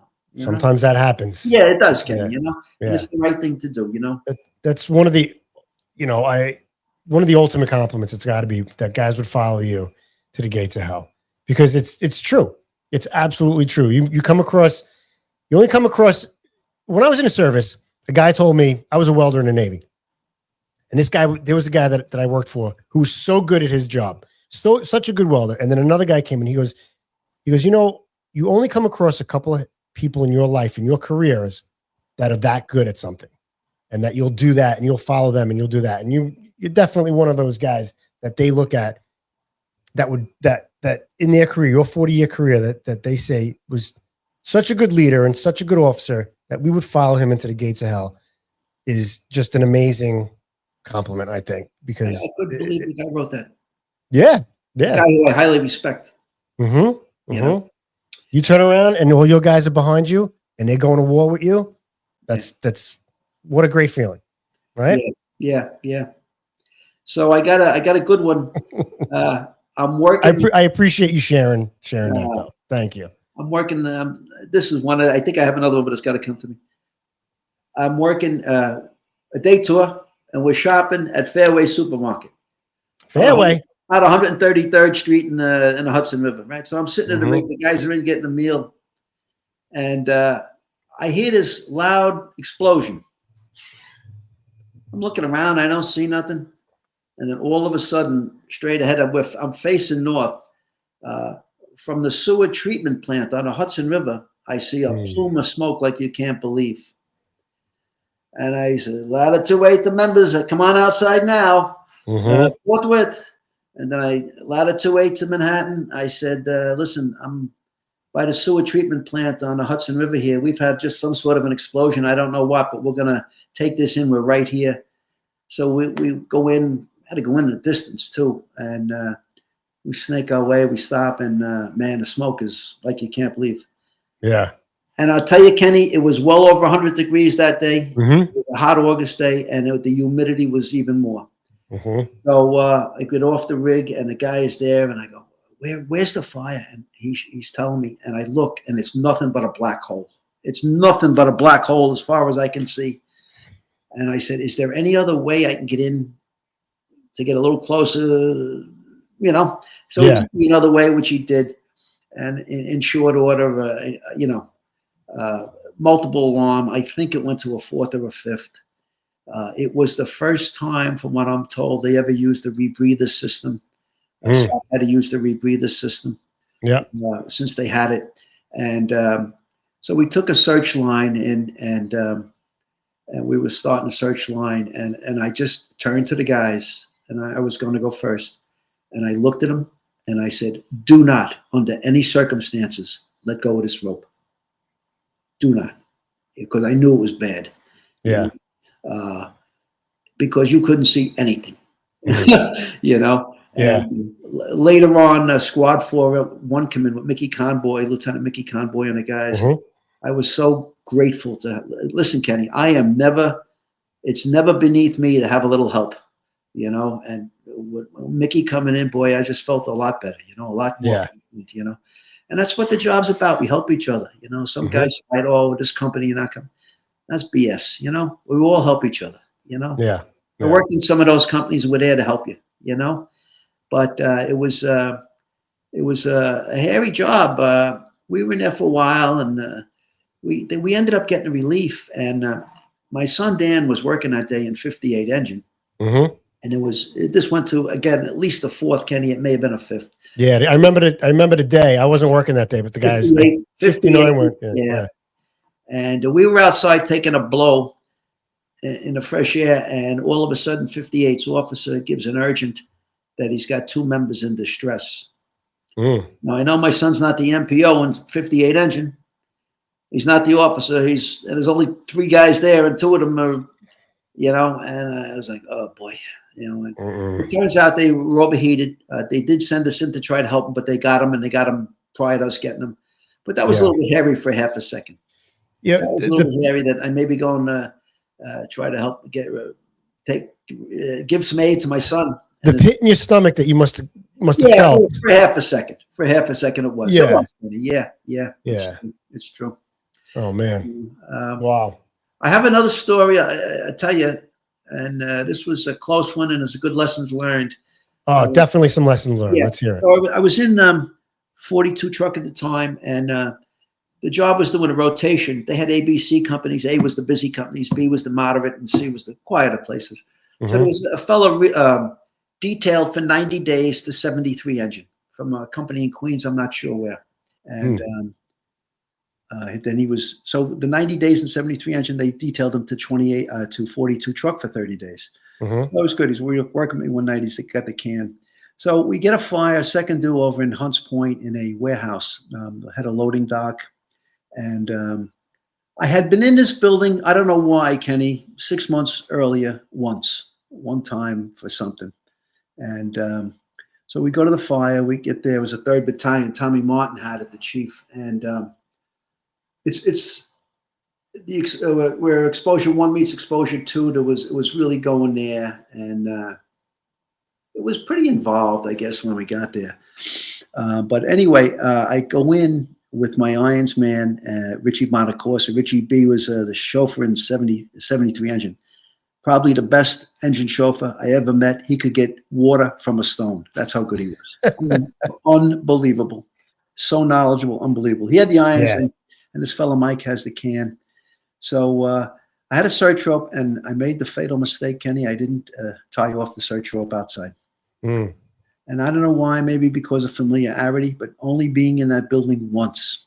So we go in and there's some trucks, and we go up a couple of steps, and we're on like the parallel with the truck where they would be loading the truck from the loading platform.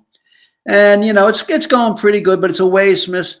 But then all of a sudden the curtain dropped, you know, and the smoke come down. And, it was getting worse. I said, let's go, guys. And Richie had said to me, Lou, I'm running low on my mask. I'm going to go out and get another bottle.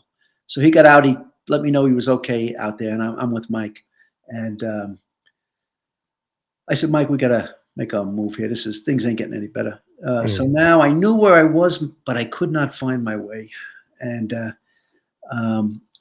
so I called Battalion 3, and I guess Chief Martin didn't hear me. But not in hindsight, but I was following up later on with the deputy chief. He had pulled up to the scene from the 6th Division.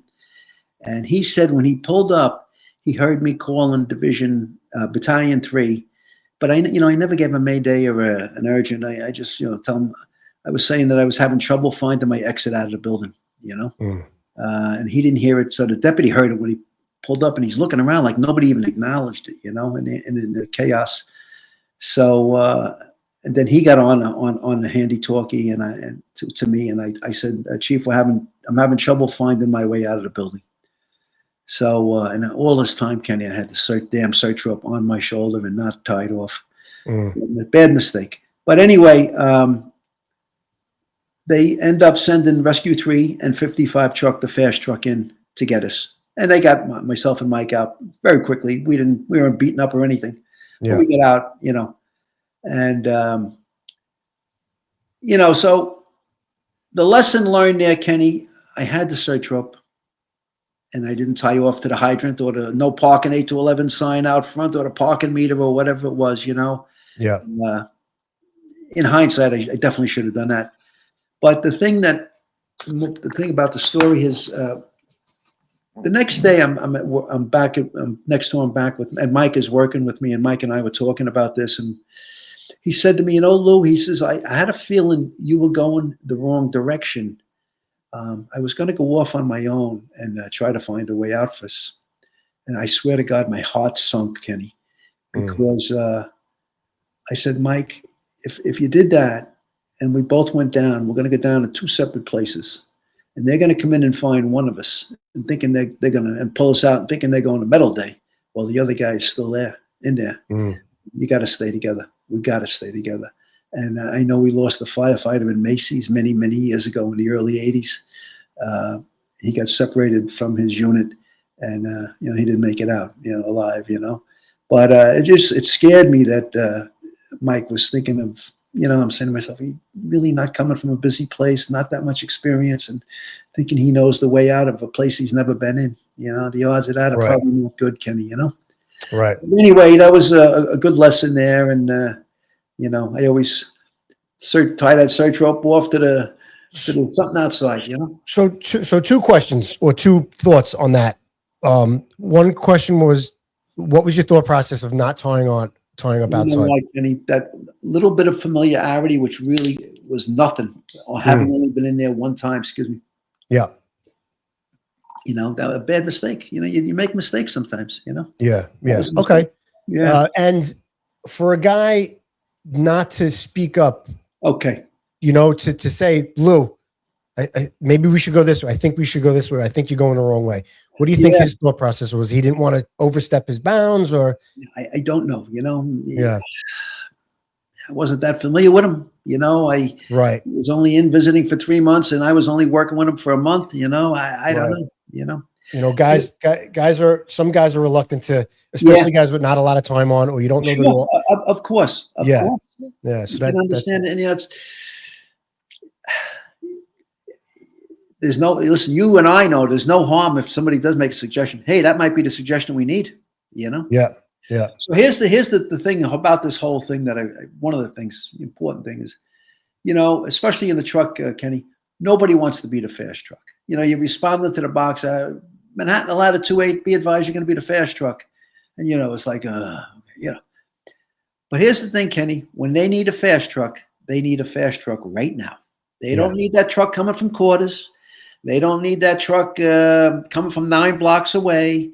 They needed the truck right then, They needed the rescue right then, And you know, so not that you like to be, you feel like you're taking a little, you're missing a part of the job, but God, it's everything's all right till something happens. Right. Everything's all right till something happens, you know?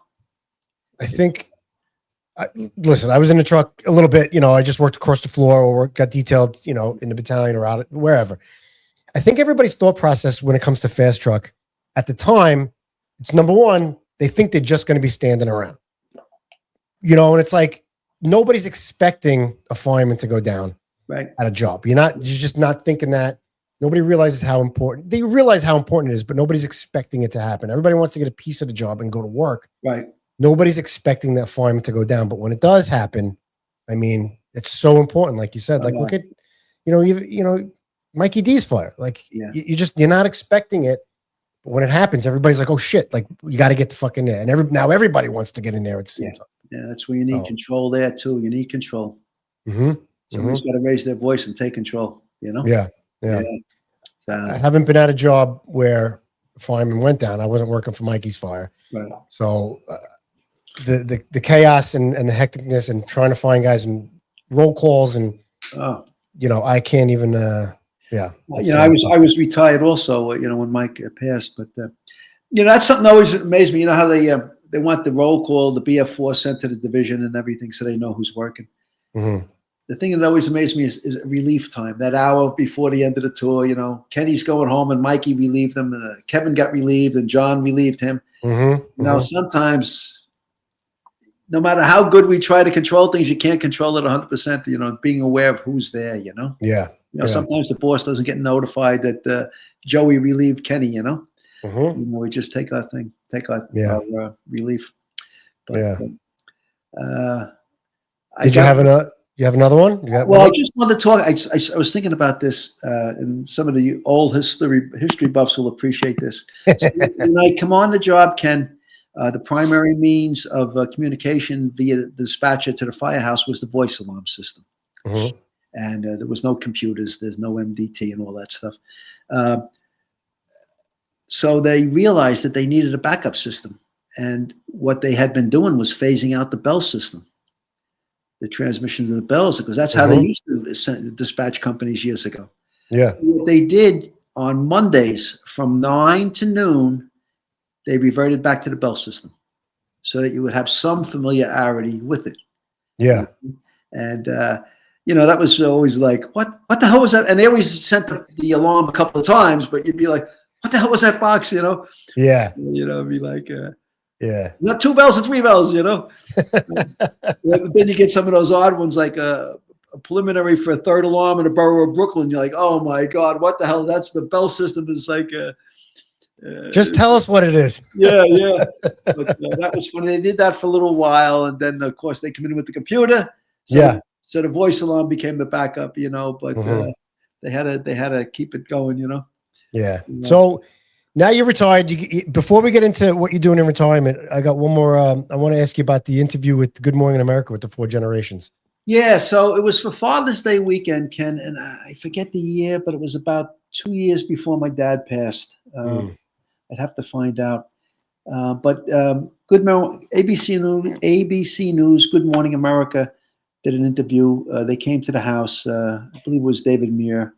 And they came to your personal home or the firehouse? They came to the house. Yep. Yeah. They came to the house, and my wife, my father, I think my son Brian was here. I don't know if Danny was here, but they did it. It was a great interview, you know, and they talked to my father. They talked about his father being on the job, my grandfather, and had some picture or two.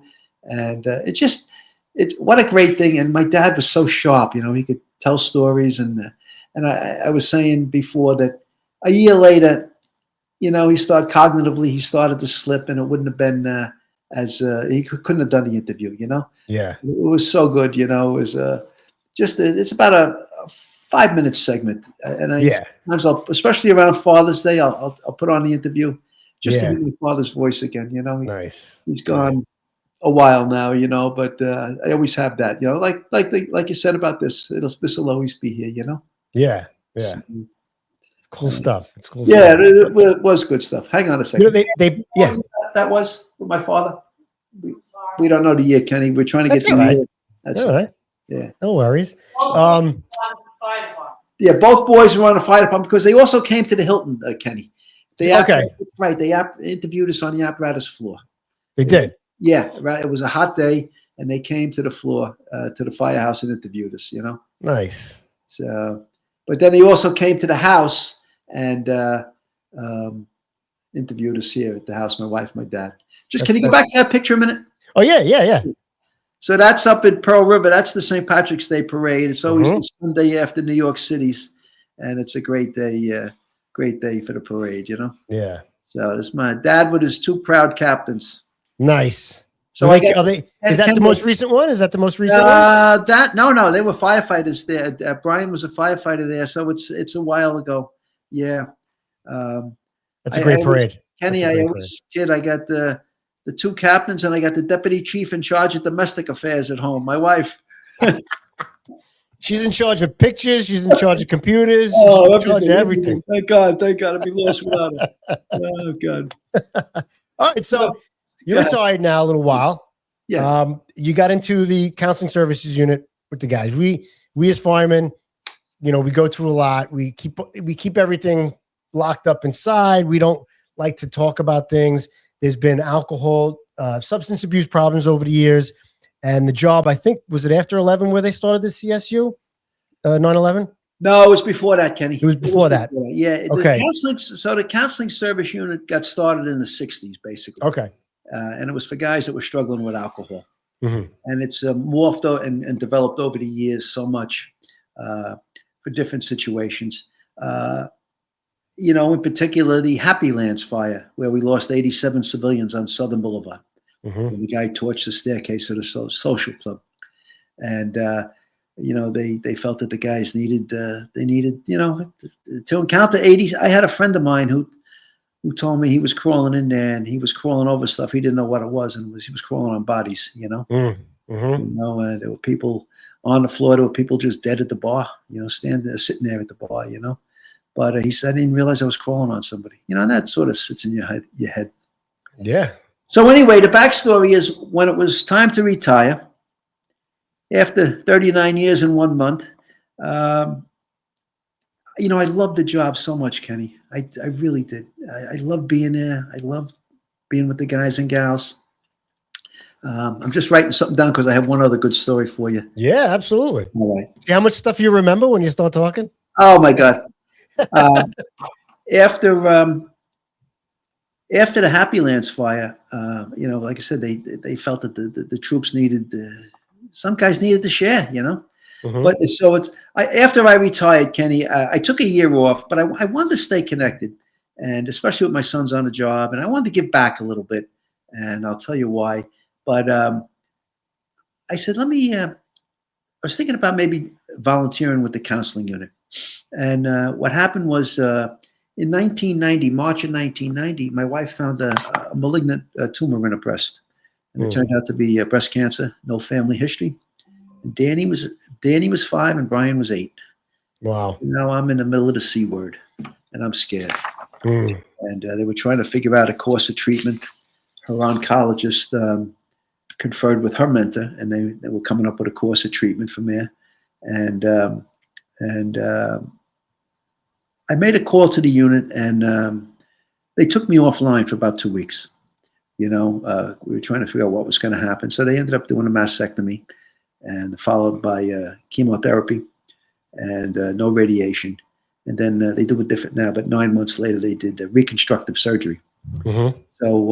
So I was off for 2 weeks. I didn't have to worry about Mary's got a test to go to, and I got to work Thursday day, but she's got something going on Wednesday evening.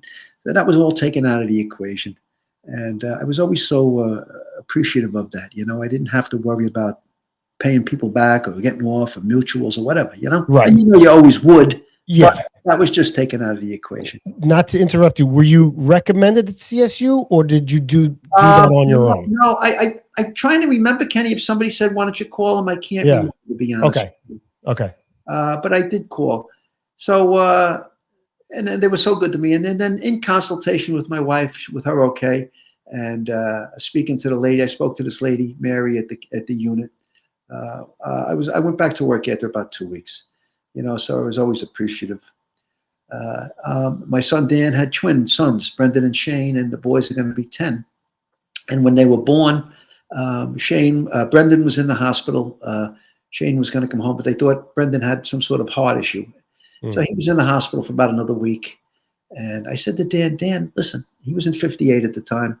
I said, why don't you call the unit and just let them know what's going on? So he did, and they ended up taking Dan offline for about a week or so until Brendan was okay to come home. And Brendan, thank God, he's great. He's going to be 10, him and his brother. And the third reason, Kenny, on a personal note, 19 years ago, I reached out to somebody at the unit, a friend of mine who's involved with the unit, because I was struggling with my drinking a little bit. I wasn't an everyday drinker, but when I started, I had trouble stopping sometimes, and it was getting worse, causing unhappiness at home and, the resultant anguish. So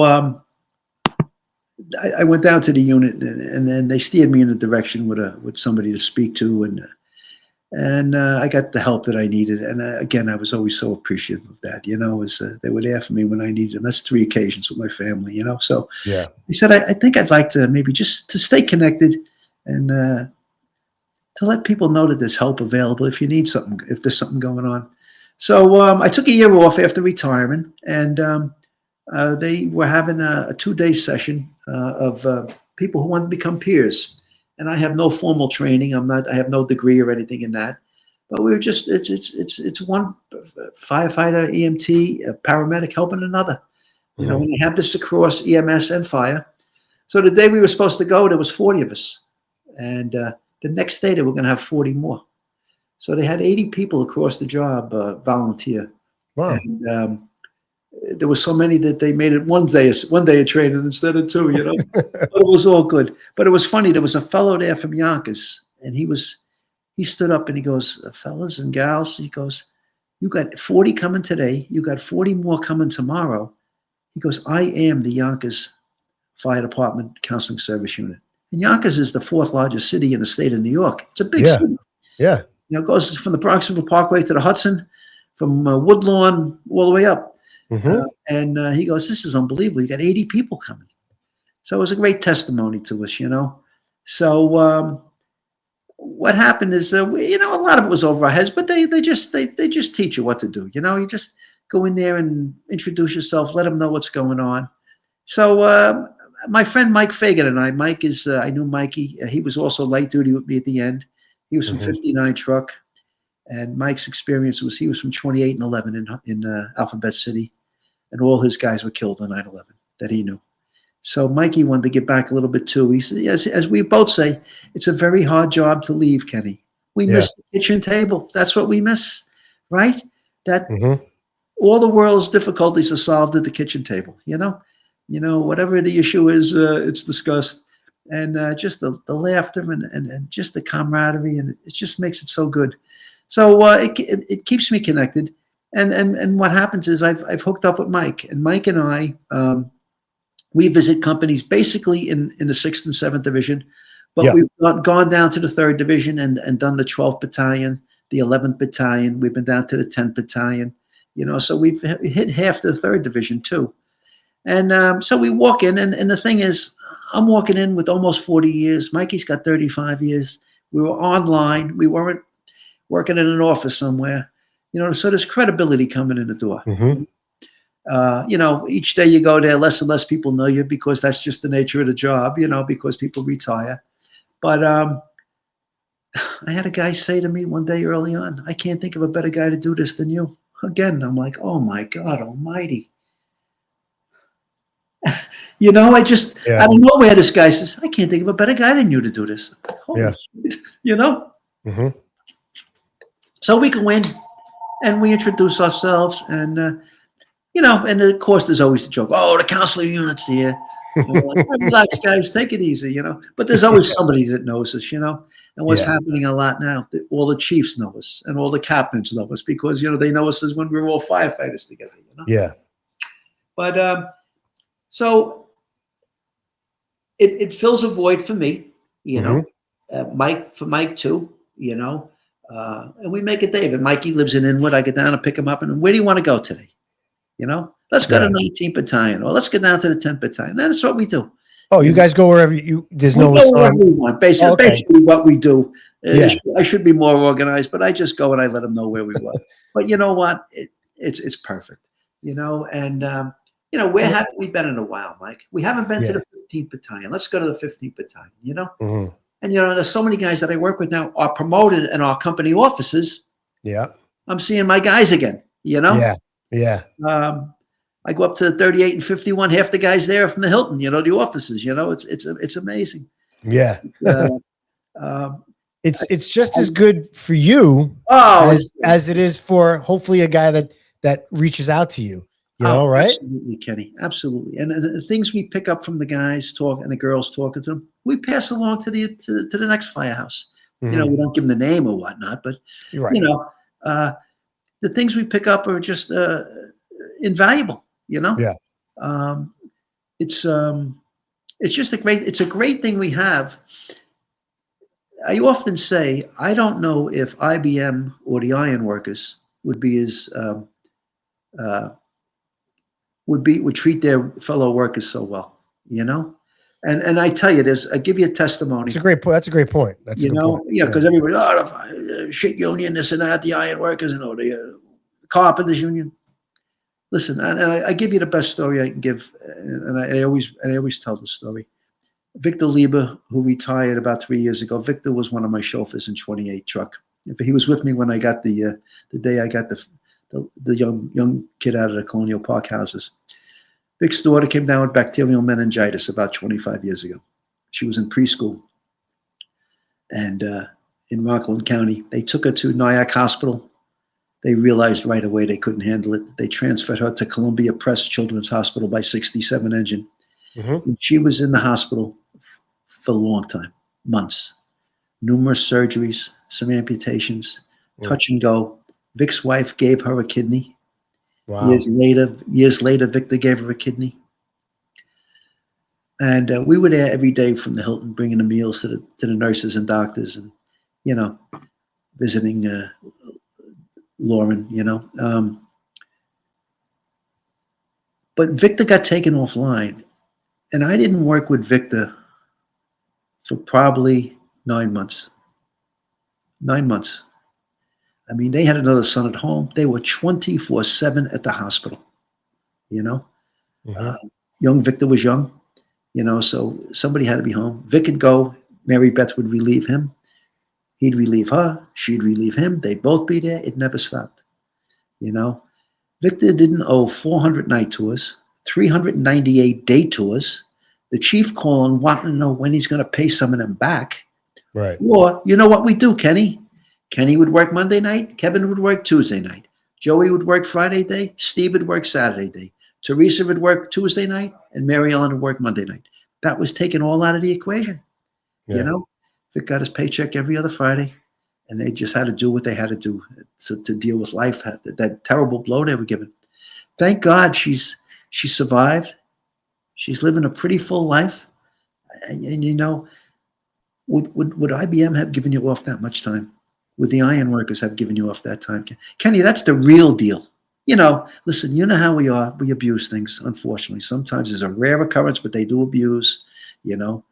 But that's anywhere you go. That's right. Anywhere you go. Kenny, that's the real situation. And what more of a better example can I give than that, you know, that they were there for us, you know, they were there for the guys, you know. It's job's taking care of the guys. Yeah. You know, the job took care of the guys. Oh, so many. CSU. Yeah. You know, it's so I just let them know that there's help available. I always tell them, if your tooth is throbbing, eventually you're going to go to the dentist. If that knee is barking every time you go up another flight of stairs or come down another flight of stairs, you're going to go see the orthopedist. If you got something going on in your life, why struggle with it? Why keep it inside to yourself? You share that problem with somebody who's got it, the same situation. It makes that problem, it cuts it in half. You know, it's a very tough job to leave. It's an adjustment. You know, we've talked about this. It keeps me in a loop. You know, I have fun, but I feel like I'm giving back. 100%. I let guys know just because you're retired, you're entitled to some services here, my friend. Yeah. You're not severed the ties because of that. If you need help, there's help available. If you want it, you got to want it, right? You got to want it, Kenny. Some guys can't share. They have trouble opening up. That's what I was going to ask you. Like when you first started, do you notice an uptick or a difference between, guys back in the day, like not wanting to say nothing, not wanting to open up, at least publicly, maybe privately, they would come to you, to now, I feel like it's so much more aware of what's going on. Do more people step up and come to you guys? I think in the old days, Kenny, it probably would have been, let's try to drown it, with alcohol. And that only anesthetizes it. It doesn't get rid of it. Yeah. When you come to it, that problem is still there, plus other problems, Yeah. It's guys are more aware and I always tell them, here's the thing I tell them. If you get nothing out of my little spiel to you here, can you accept the fact that it's okay to reach out for help if you need it? It's okay. It's not a sign of weakness. It's a sign of strength.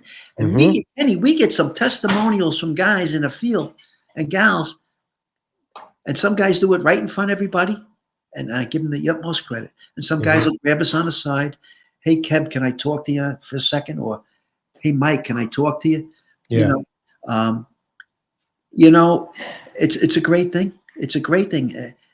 And some of the stories, and I think, and I say that to them, can you accept the fact that it's okay to reach out for help? It's not a sign of weakness. Yeah. The old suck it up doesn't work.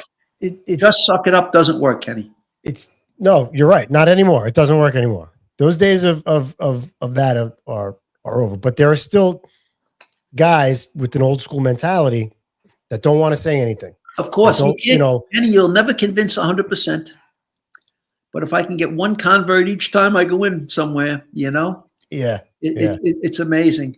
We were in one place and the guys were telling us about a guy who, former member who had retired, going through a nasty divorce, living in a 1-bedroom basement apartment, isolating, hitting the source. We said to him, why don't you reach out to him, see how he's doing, check on him. Let him know that if he needs help, there's help available. Now they did reach out. We followed up with that. And, whether or not the fellow opted for help, you can't make him, but at least you let him know that there's help available, Yeah. We had a guy, I had a close friend from the battalion say to me one day, Kev, I got this, and this going on. I said, listen, here's the number. If it gets so that you can't, it's impinging on your work and it's bothering you, reach out to them. Let them know. Yeah. Sometimes all you got to do is talk to somebody once or twice.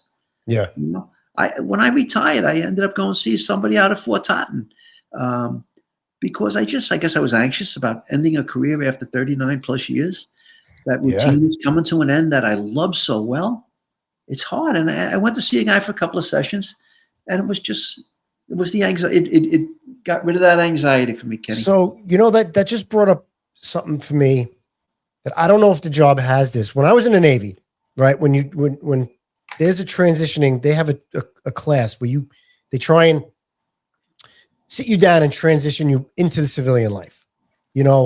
I don't know if the fire department does the fire department have something like that? I've read that they do, and I haven't seen it, Kenny. I haven't seen it. So a 40-year guy, a 35-year guy, that's all he knows is fire department, family fire department. Yeah. So retiring, especially a guy that just retires right out of the firehouse, no light duty, no hurt, just he does his years and he's out. And all of a sudden you're not in the firehouse anymore. At least the guy that maybe did light duty for a year because he had surgery can is almost slowly, but the fire department should come up with, and I don't know if they have this, tell me if anybody knows they do, some sort of class to take to get a guy into a program to transition him into retirement. I went to things on my own, like the financial guy. I went to seminars, but they were pension seminars. There wasn't like a thing this is what you're going to feel. This is what you're going to, in 6 months, you're going to feel like shit. You're going to feel depressed. You might feel depressed. Some guys don't. Right. But I would think that the fire department should have something like that. They take care of us in so many other ways. Yeah. I would think that would be a good. Wow, Kenny, and you know what? I'm going to speak to somebody that I know in the unit about that. It's so important. I always say this when I tell my story. I ended up doing light duty at tactical for a year and a half almost. Yeah. I got approved for my disability, but I even put an RA in to stay a little bit extra. That transition from I never wanted to leave the firehouse ever, Kenny. You know, I loved it. I loved the kitchen table. But when I ended up on light duty, and eventually you all end up on light duty, you know, they can only keep you on medical leave so long before they put you on light duty. Right. That transition to light duty made my transition out the door so much easier. And Mike talks about a fella he worked with who came down at 9 a.m. and he said, okay, guys, that's it. I'm finished. I'm retiring today. And Over. He went from a full duty officer to retired that day. The transition for me, and I shared this with somebody higher up. He goes, well, it was a little bit of our method to our madness. It does make that transition because you don't want to leave the firehouse, but once you do, it does make the transition out the door easier, Kenny. For me, it did. Maybe not for everybody. I've heard that. I've heard that from other guys, but definitely guys that don't go out, that go out full duty, just boom, you're done. Door closes. And when you go down to headquarters and you're signing out and you're changing your badge and all that stuff, they're just like, okay, thanks for your service, 40 years. All right, bye. They give you a little pat on the ass. Yeah. Walk you out the door. And then you're out. You're expecting, listen, I didn't do a ton of time like you or Nick. You would think that you come out and there should be a parade and streamers and confetti, and the band could be there at least. The band. If somebody playing bagpipes and the drums, there's nothing. You're just like, all right, should I go get a cup of coffee? What do I do now? Oh God, I know. But so since we're on that subject, you kind of got onto it already. Before we do like picture time, what do you say? What do you say to a guy who's struggling, in the mental health department? Okay, how does he get help? When to get help? Here's what I say. Here's what we say. Dennis McCool did some work with us prior to after he got out with the counseling unit. And Dennis was in 92 engine as the lieutenant and the captain for probably about 20 years. Dennis always says, I thought I knew the temperature of the firehouse, everything. I knew all the guys, their wives, their kids. Every now and then somebody come to the office door knocking. Hey, Cap, I think you better speak to Joey. Something's going on, So what I mean here is the guys in the kitchen see it quicker amongst themselves. I'm up in the office doing some mindless paperwork. I don't know, but you guys are with each other all the time. And, sometimes the boss doesn't see it, and it's maybe a good thing to mention it. The other thing we always say, ask the person, Joey, how you doing? Is something going on? He may tell you to mind your own business, and he's got that right. But you know what? Maybe it might just be the door that he needed to have opened to say, no, something's going on, And that when I mentioned about my wife with the breast cancer, this fellow from 34 Truck, Frenchie Delacour, Frenchie, a great guy, he was detailed to the rescue with this one day, and I was working with him. And he said to me, Kev, something's going on. What's the matter? I guess I was not being my regular self, my jovial self. And he picked up, working with me just a partial tour, he picked up that something was going on in my life. Wow. And he asked, But, listen, the person's got to want to have help, It's good that, we always say, like, if somebody is struggling, ask them, check on them, see what's going on. You'd feel terrible if something happened and you didn't ask. Then you'd be like, I should have, but I didn't. Why didn't I? And you'd be hammering yourself to death, right? Yeah. So ask, it's just a great tool that we have, Kenny. It's just such a great tool that we have. We're blessed. We are, really, Guys need to take advantage of it. Oh yeah. And it's all just so they all know it's all confidential. Kenny, you don't have no idea how many guys have said to me, Kev, I had to make use of the services myself. Kev, I had to do this. They were there for me when I needed it, Yeah.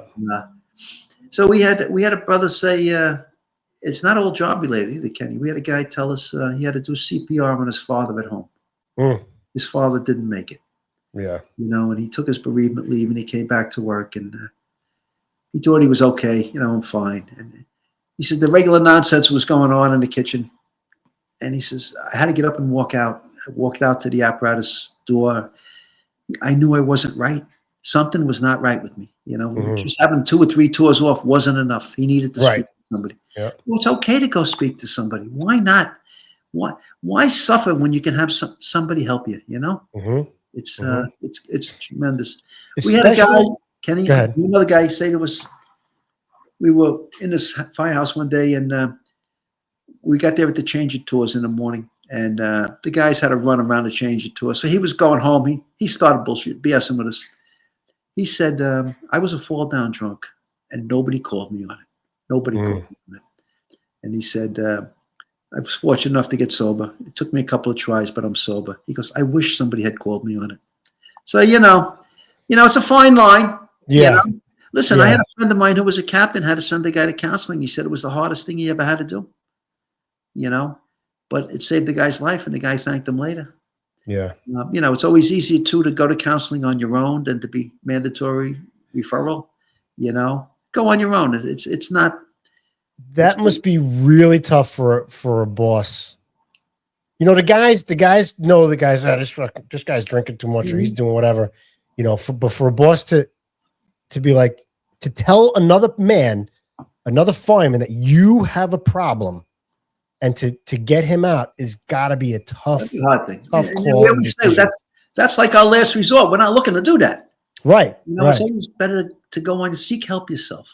It's not vindictive.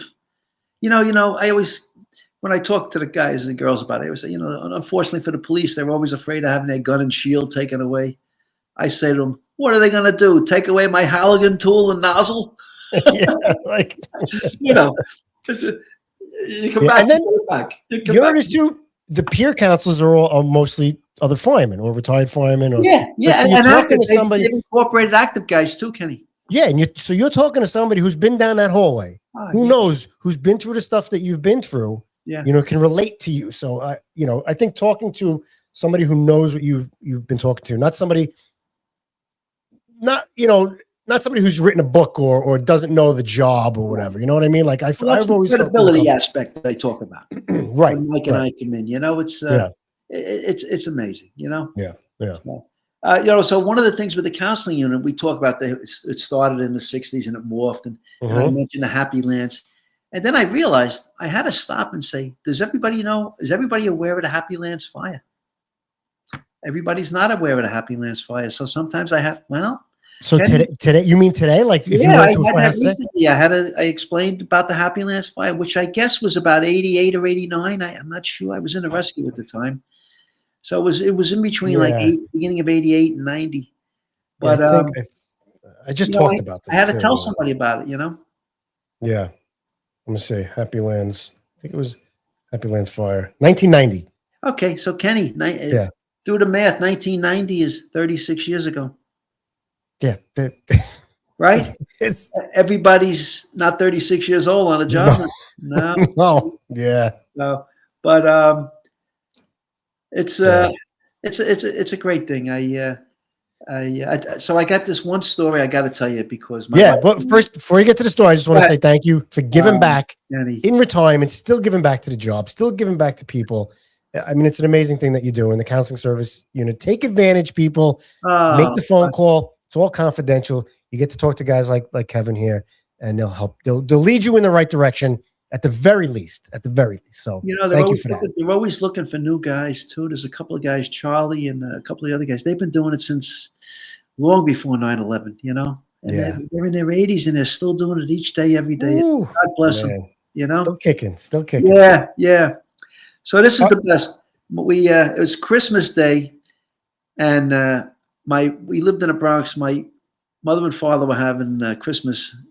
Having us over for Christmas. I'm working a day tour. So my wife's got the 2 boys. They're youngsters at the time. And my wife goes over there early for a little bit of bite to eat early. And then my family didn't do Christmas on a grand scale like her family did. And my mother and father like, okay, we'll come back at 5 o'clock, you know. So my wife's like, okay. She goes back. She goes, this is not what I wanted to do today. So fortunately, she went to see a friend of mine and his wife kill an hour or 2. But I'm working that day and I'm supposed to get off at 6. Of course, the relief is it wasn't coming right away. I don't know where they were coming from. We get a multiple alarm on 145 between Powell and Douglas at 5:30 in the night. At night, it's an H type on the north side of 145. It's in a cockloft. I'm up there cutting the roof. I thought I got burnt. It's coming. It's licking through the saw. I said, Cap, I think I'm burnt. You know, it was a mess. About 7. Now this is 7:30, 7:15. I go to a phone booth by the supermarket where you guys used to go on 145 and Powell. Yeah. I'm using the payphone. I'm calling because there's no cell phones. I'm calling my wife going, listen, I just barely escaped my life here, and I'm probably not going to be home for. I think I get home at 8:30 at night, Christmas night, and I was due back in on the 26th, 9 by 6. She goes, it was the worst Christmas ever. I said, you're lucky I didn't end up in a burn center. Oh my God! So I'm telling the guys the story the next day, and they said to me, "Did you tell her the guy said, can you come in early for me the next morning?" You know the guys, they're ruthless. Yeah. Ruthless. They'll never miss a beat, man. You know, but it took about 25 years, but she laughs about it now. But it was, oh my God. Oh my But that's the nature. That was the nature of our job. You miss things, holidays, birthdays. And the funny thing is, you know, you were in there fighting for your life, right? And they don't, what do you mean you're not going to be home in 3 days? They don't give a shit. Right? Oh God. That's hot stuff. That's funny. That's great stuff. I'll probably have about 6 other stories after I hang up with you here, Kenny, but that's all right. Well, let's do picture time. You got stories out the wazoo. I guarantee we could get you on again. I love it. But we got some pictures to go over here. Let me find. Let's see. We did that one. What's this one? There you go. Okay, this is a great story. Oh, Engine 61. I'm working a night tour. They got a multiple alarm in Astoria. This was in 1978 in the fall. We're relocating to Astoria about 3 in the morning. Now, we're right by the Hutchinson River Parkway. We could have taken a hutch to the Whitestone Bridge. We end up going down the Bruckner Expressway. And in between 94 engine and 83 engine, the Bruckner Expressway goes upstairs, goes up. Yep. We're going down, and all of a sudden we come upon a car against the center. It crashed into the center divider of the Bruckner Expressway going in the opposite direction of us. Yeah. So we stop. We jump over the divider, and anybody's car, there's people stop their cars, and there's people on the roadway. It's a busy roadway. It's three lanes. So no, my car. We go over to the car. The motor's starting to take off, and we look in the car. There's a guy slumped across the front seat. Didn't have a seatbelt on, and he's banged up. So we call for EMS. We find a gun in the front seat. We realize he's probably not a criminal. He was a police officer. Oh. So we get him out. We package him. I think they took him to Jacoby, and he ended up later on in Einstein Hospital. Turns out he was hospitalized for a month with his injuries. But the fellow who we grabbed that night out of the car turned out to be an off-duty detective. He was the Grand Marshal of the New York City St. Patrick's Day Parade that year.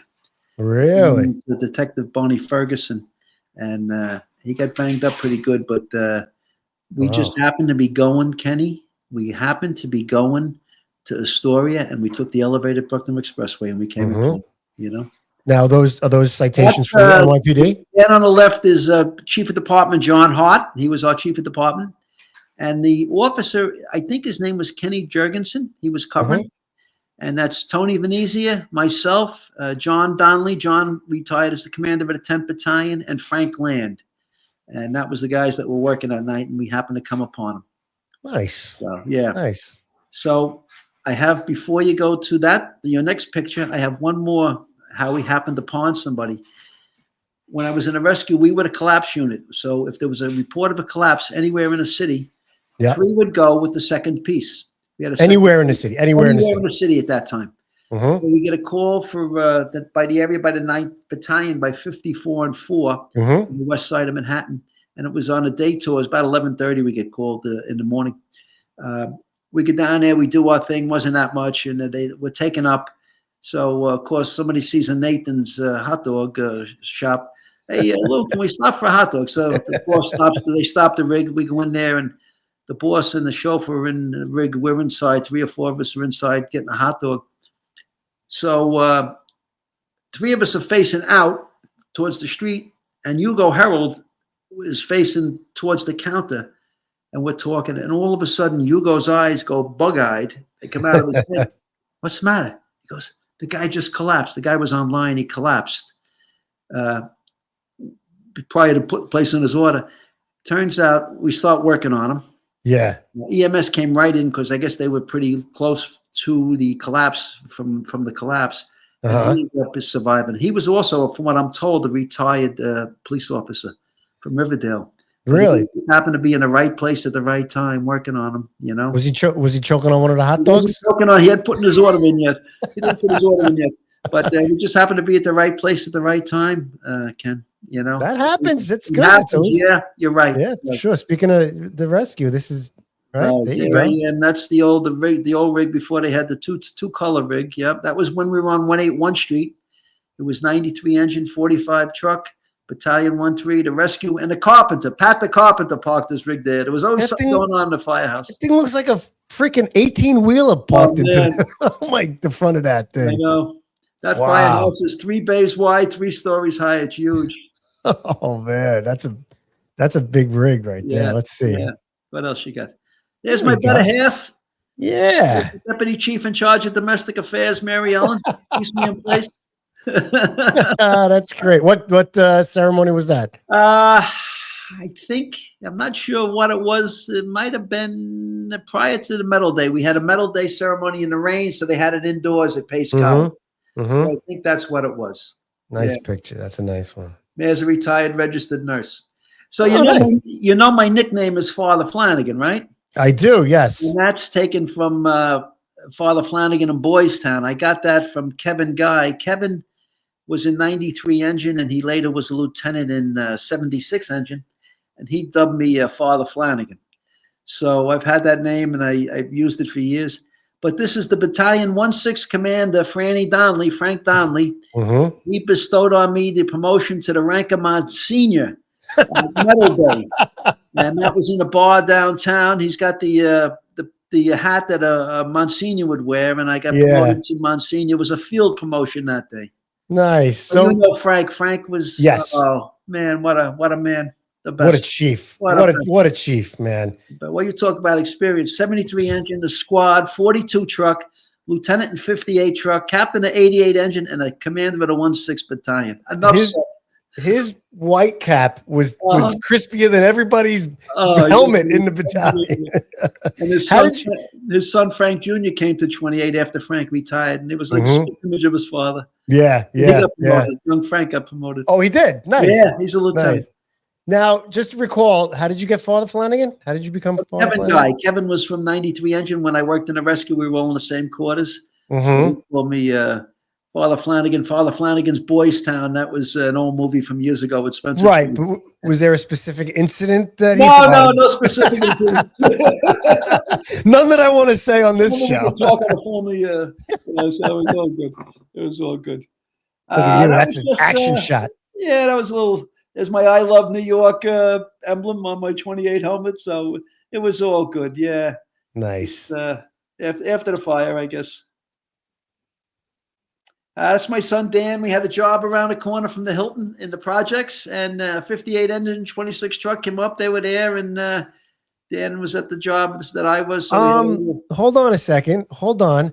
Who's the guy in the back on the right photo bombing? Is that me? I don't know, Kenny. Is that you? Is it? That might be me. I'm not sure. I think that's me, boss. Oh, I didn't. You know what? I never picked up on that. I saw that and I'm like, that guy looks. Yeah, because here's Fenyo. Fenyo's behind you guys. Yeah. Oh, that's not stuff. I'm not sure. I'm pretty sure that's me. Kev. Yeah, you little snake. Oh, I made it. I made the pictures. I can't believe it. That is great. What else? You got any others? Yeah, I got a couple more. Let's see what we got here. Let's see. Did we look at this one? This was with the troops. We had a box just taken up. It was in a dead of winter, no snow, but it was cold as hell that day. And there's Danny Warrens off, I believe, to my left. Danny's now a captain. Kevin McCluskey, he's out in the lieutenant out in 138 truck. Kevin Russell, great guy. Kev, he retired. He lives up by me, Kevin Russell. Yes, Kevin's in Warwick. Marty McPartland. Marty just got made captain last month. Wow. And Brian O'Keefe. Brian, I think, is covering down in 21 truck by the Javits. Nice. Yeah. Man. Great guys. Great guys. The best. The best. What's this one here? This is the best. This is this is the best. You know, they always used to kid me about being so old and, you know, how are the horses and this and that. I'm working one Friday night, Saturday day, and we open the doors Saturday morning about 8 o'clock. There's a horse-drawn carriage across the street next to the park. Across the street from the Hilton, there's a public school with a huge park. Carriage is on the sidewalk, and the horse is tied up to the chain link fence. So, that's interesting. So the time goes on. Next thing you know, I'm writing a roll call. The horse and carriage are still there. 10 o'clock, the horse and carriage are still there. Well, there was going to be a wedding, and they were going to have the bride and groom in the carriage. That's why they hired them, I guess. So all of a sudden, I'm upstairs, and I get, "Hey, Lou, can you come downstairs?" You know that's never good, right? It's either a trouble or a problem or something else, right? So I think Keith Gilligan was working. Keith was our master photographer in Adliber, you know, putting pictures in, photo bombing and all that stuff. Yeah. So they say, "Lou, do us a favor. Can you just go stand over by the horse there?" You know, I wish I had long pants on because, as you said, it's Lieutenant Flanagan, ladder 28, and happy, circa 1910. You know? But I love the look on the horse. Hey, the horse is looking. He's like, "Hey, what do you want from me? Who's this guy over here?" So they had that photo up in the office forever. That's great. That's great. What is this one? I didn't. Oh, there you go. So this is my shirt that I wear when I go into the firehouses visiting from the Counseling Service Unit. Yeah, I just got my name on there, and it should say father on it, not Kevin. Yeah, you know. So Monsignor. Oh God, that was great. Is this your tattoo? So I'm thinking about getting a tattoo for years, right? 15 years. So what happens when I turn 70? I said, "That's it. I'm going to get a tattoo." So I got a tattoo. I go see the guy who I know his wife. She goes, "Yeah, he's been tattoo artist for 35 years." So I said, "Let me ask you something. Is age 70 too old to get a tattoo?" He goes, "Some people will say it is, but it isn't." I said, "Okay, sign me up." So he did that. He did the Maltese cross with the hook and ladder and a hydrant, the little skyline in the back, and he had my years, 1977 to 2017. Love it. It was great. And then this one. So this year, I had it. My other leg was feeling a little light, so I had to go get the 69-28-16 emblem, the patch from my uniform, our dress uniforms, put on my leg. So the only thing, and I don't know if anybody ever picked this up, but I did, Kenny. I'm not the sharpest, but I did pick this up. If you look at the patch, the firefighters was 69 on the left, right? Yeah. They used to have the actual patch has 28 where the 69 rig is.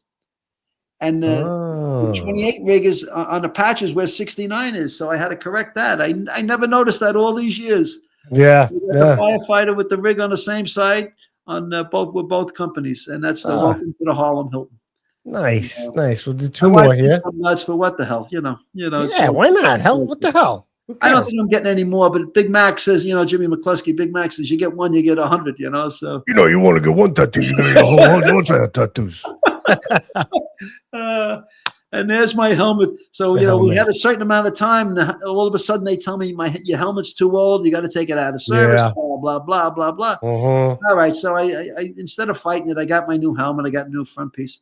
So I'm at a job with Rescue 3 one day, and I got my new helmet on, and who's there but Kevin, I can't remember Kevin's last name. He was Lieutenant in 3, and he also has a brand new helmet on.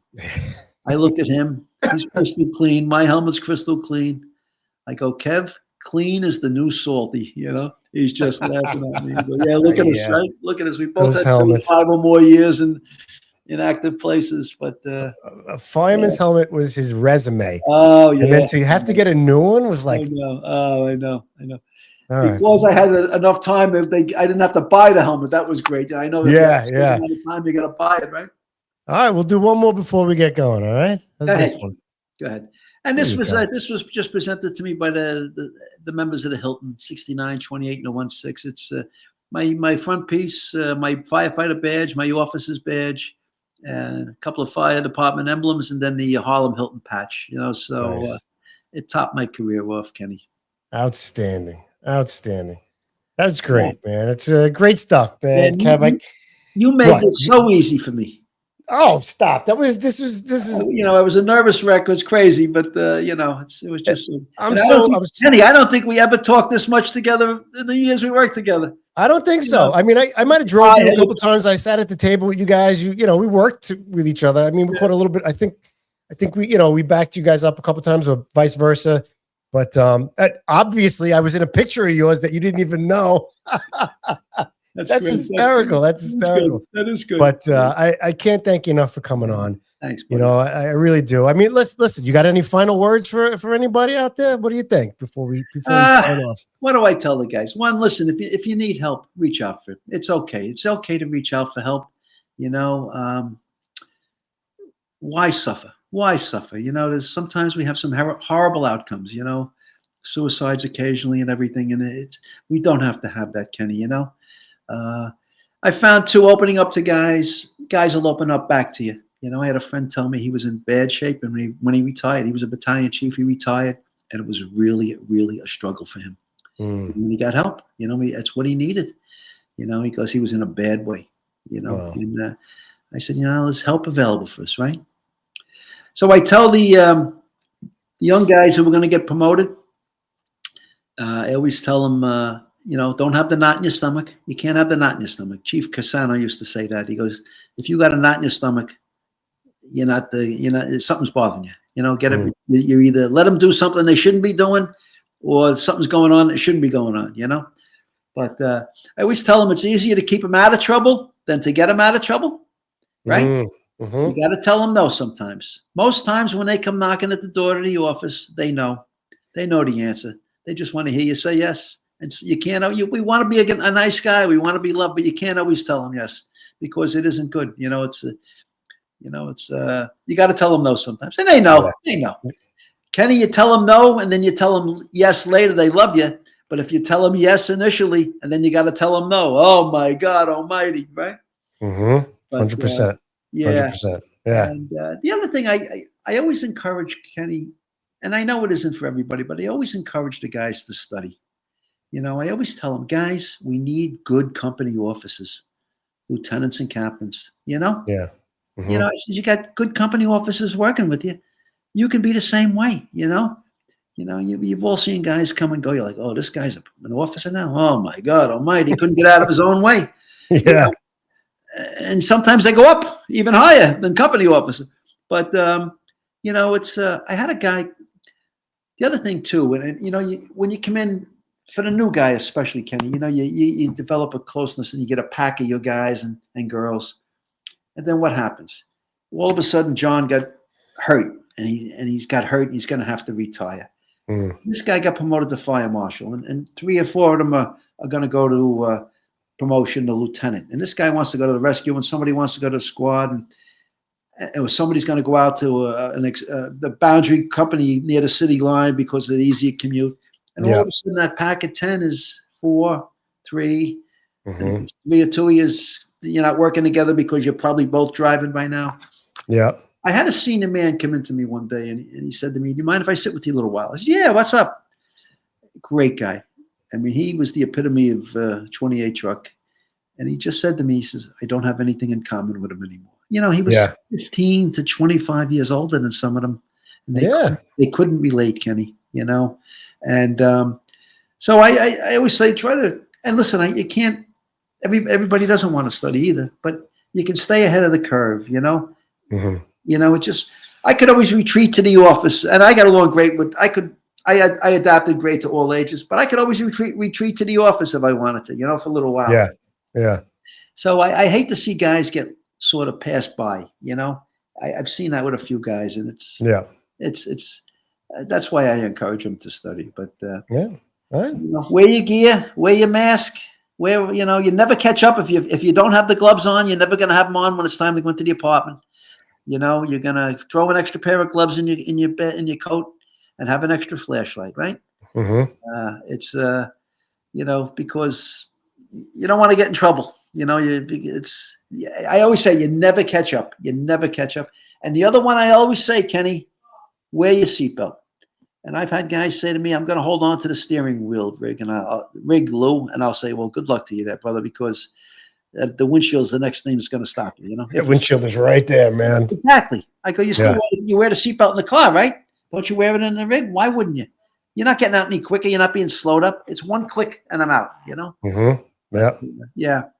So, Okay. Kenny, good stuff. All right. So with all that being said, don't hang up, because when I end recording, we got to let it all catch up and we'll debrief. Sure. But I can't thank you enough for coming on. I really appreciate it. I know you're a little apprehensive, but this was great. I really had a great time. I'm sorry for taking so long to get back to you. No, it's all good. I'm glad I did. I'm glad. Yeah, I'm glad you did too. I'm glad you did too. So now this will be this is history now. It's archived, right? Thanks so much, Kenny. Thank you. All right, everybody. Thanks Thank you so much. Appreciate it. Really do. Appreciate it. Thanks so much. Remember, must be true if you heard it at the kitchen table. Thanks a lot, Lou. Appreciate it. It's gospel, Kenny. It's gospel. All right. Take care. Bye-bye.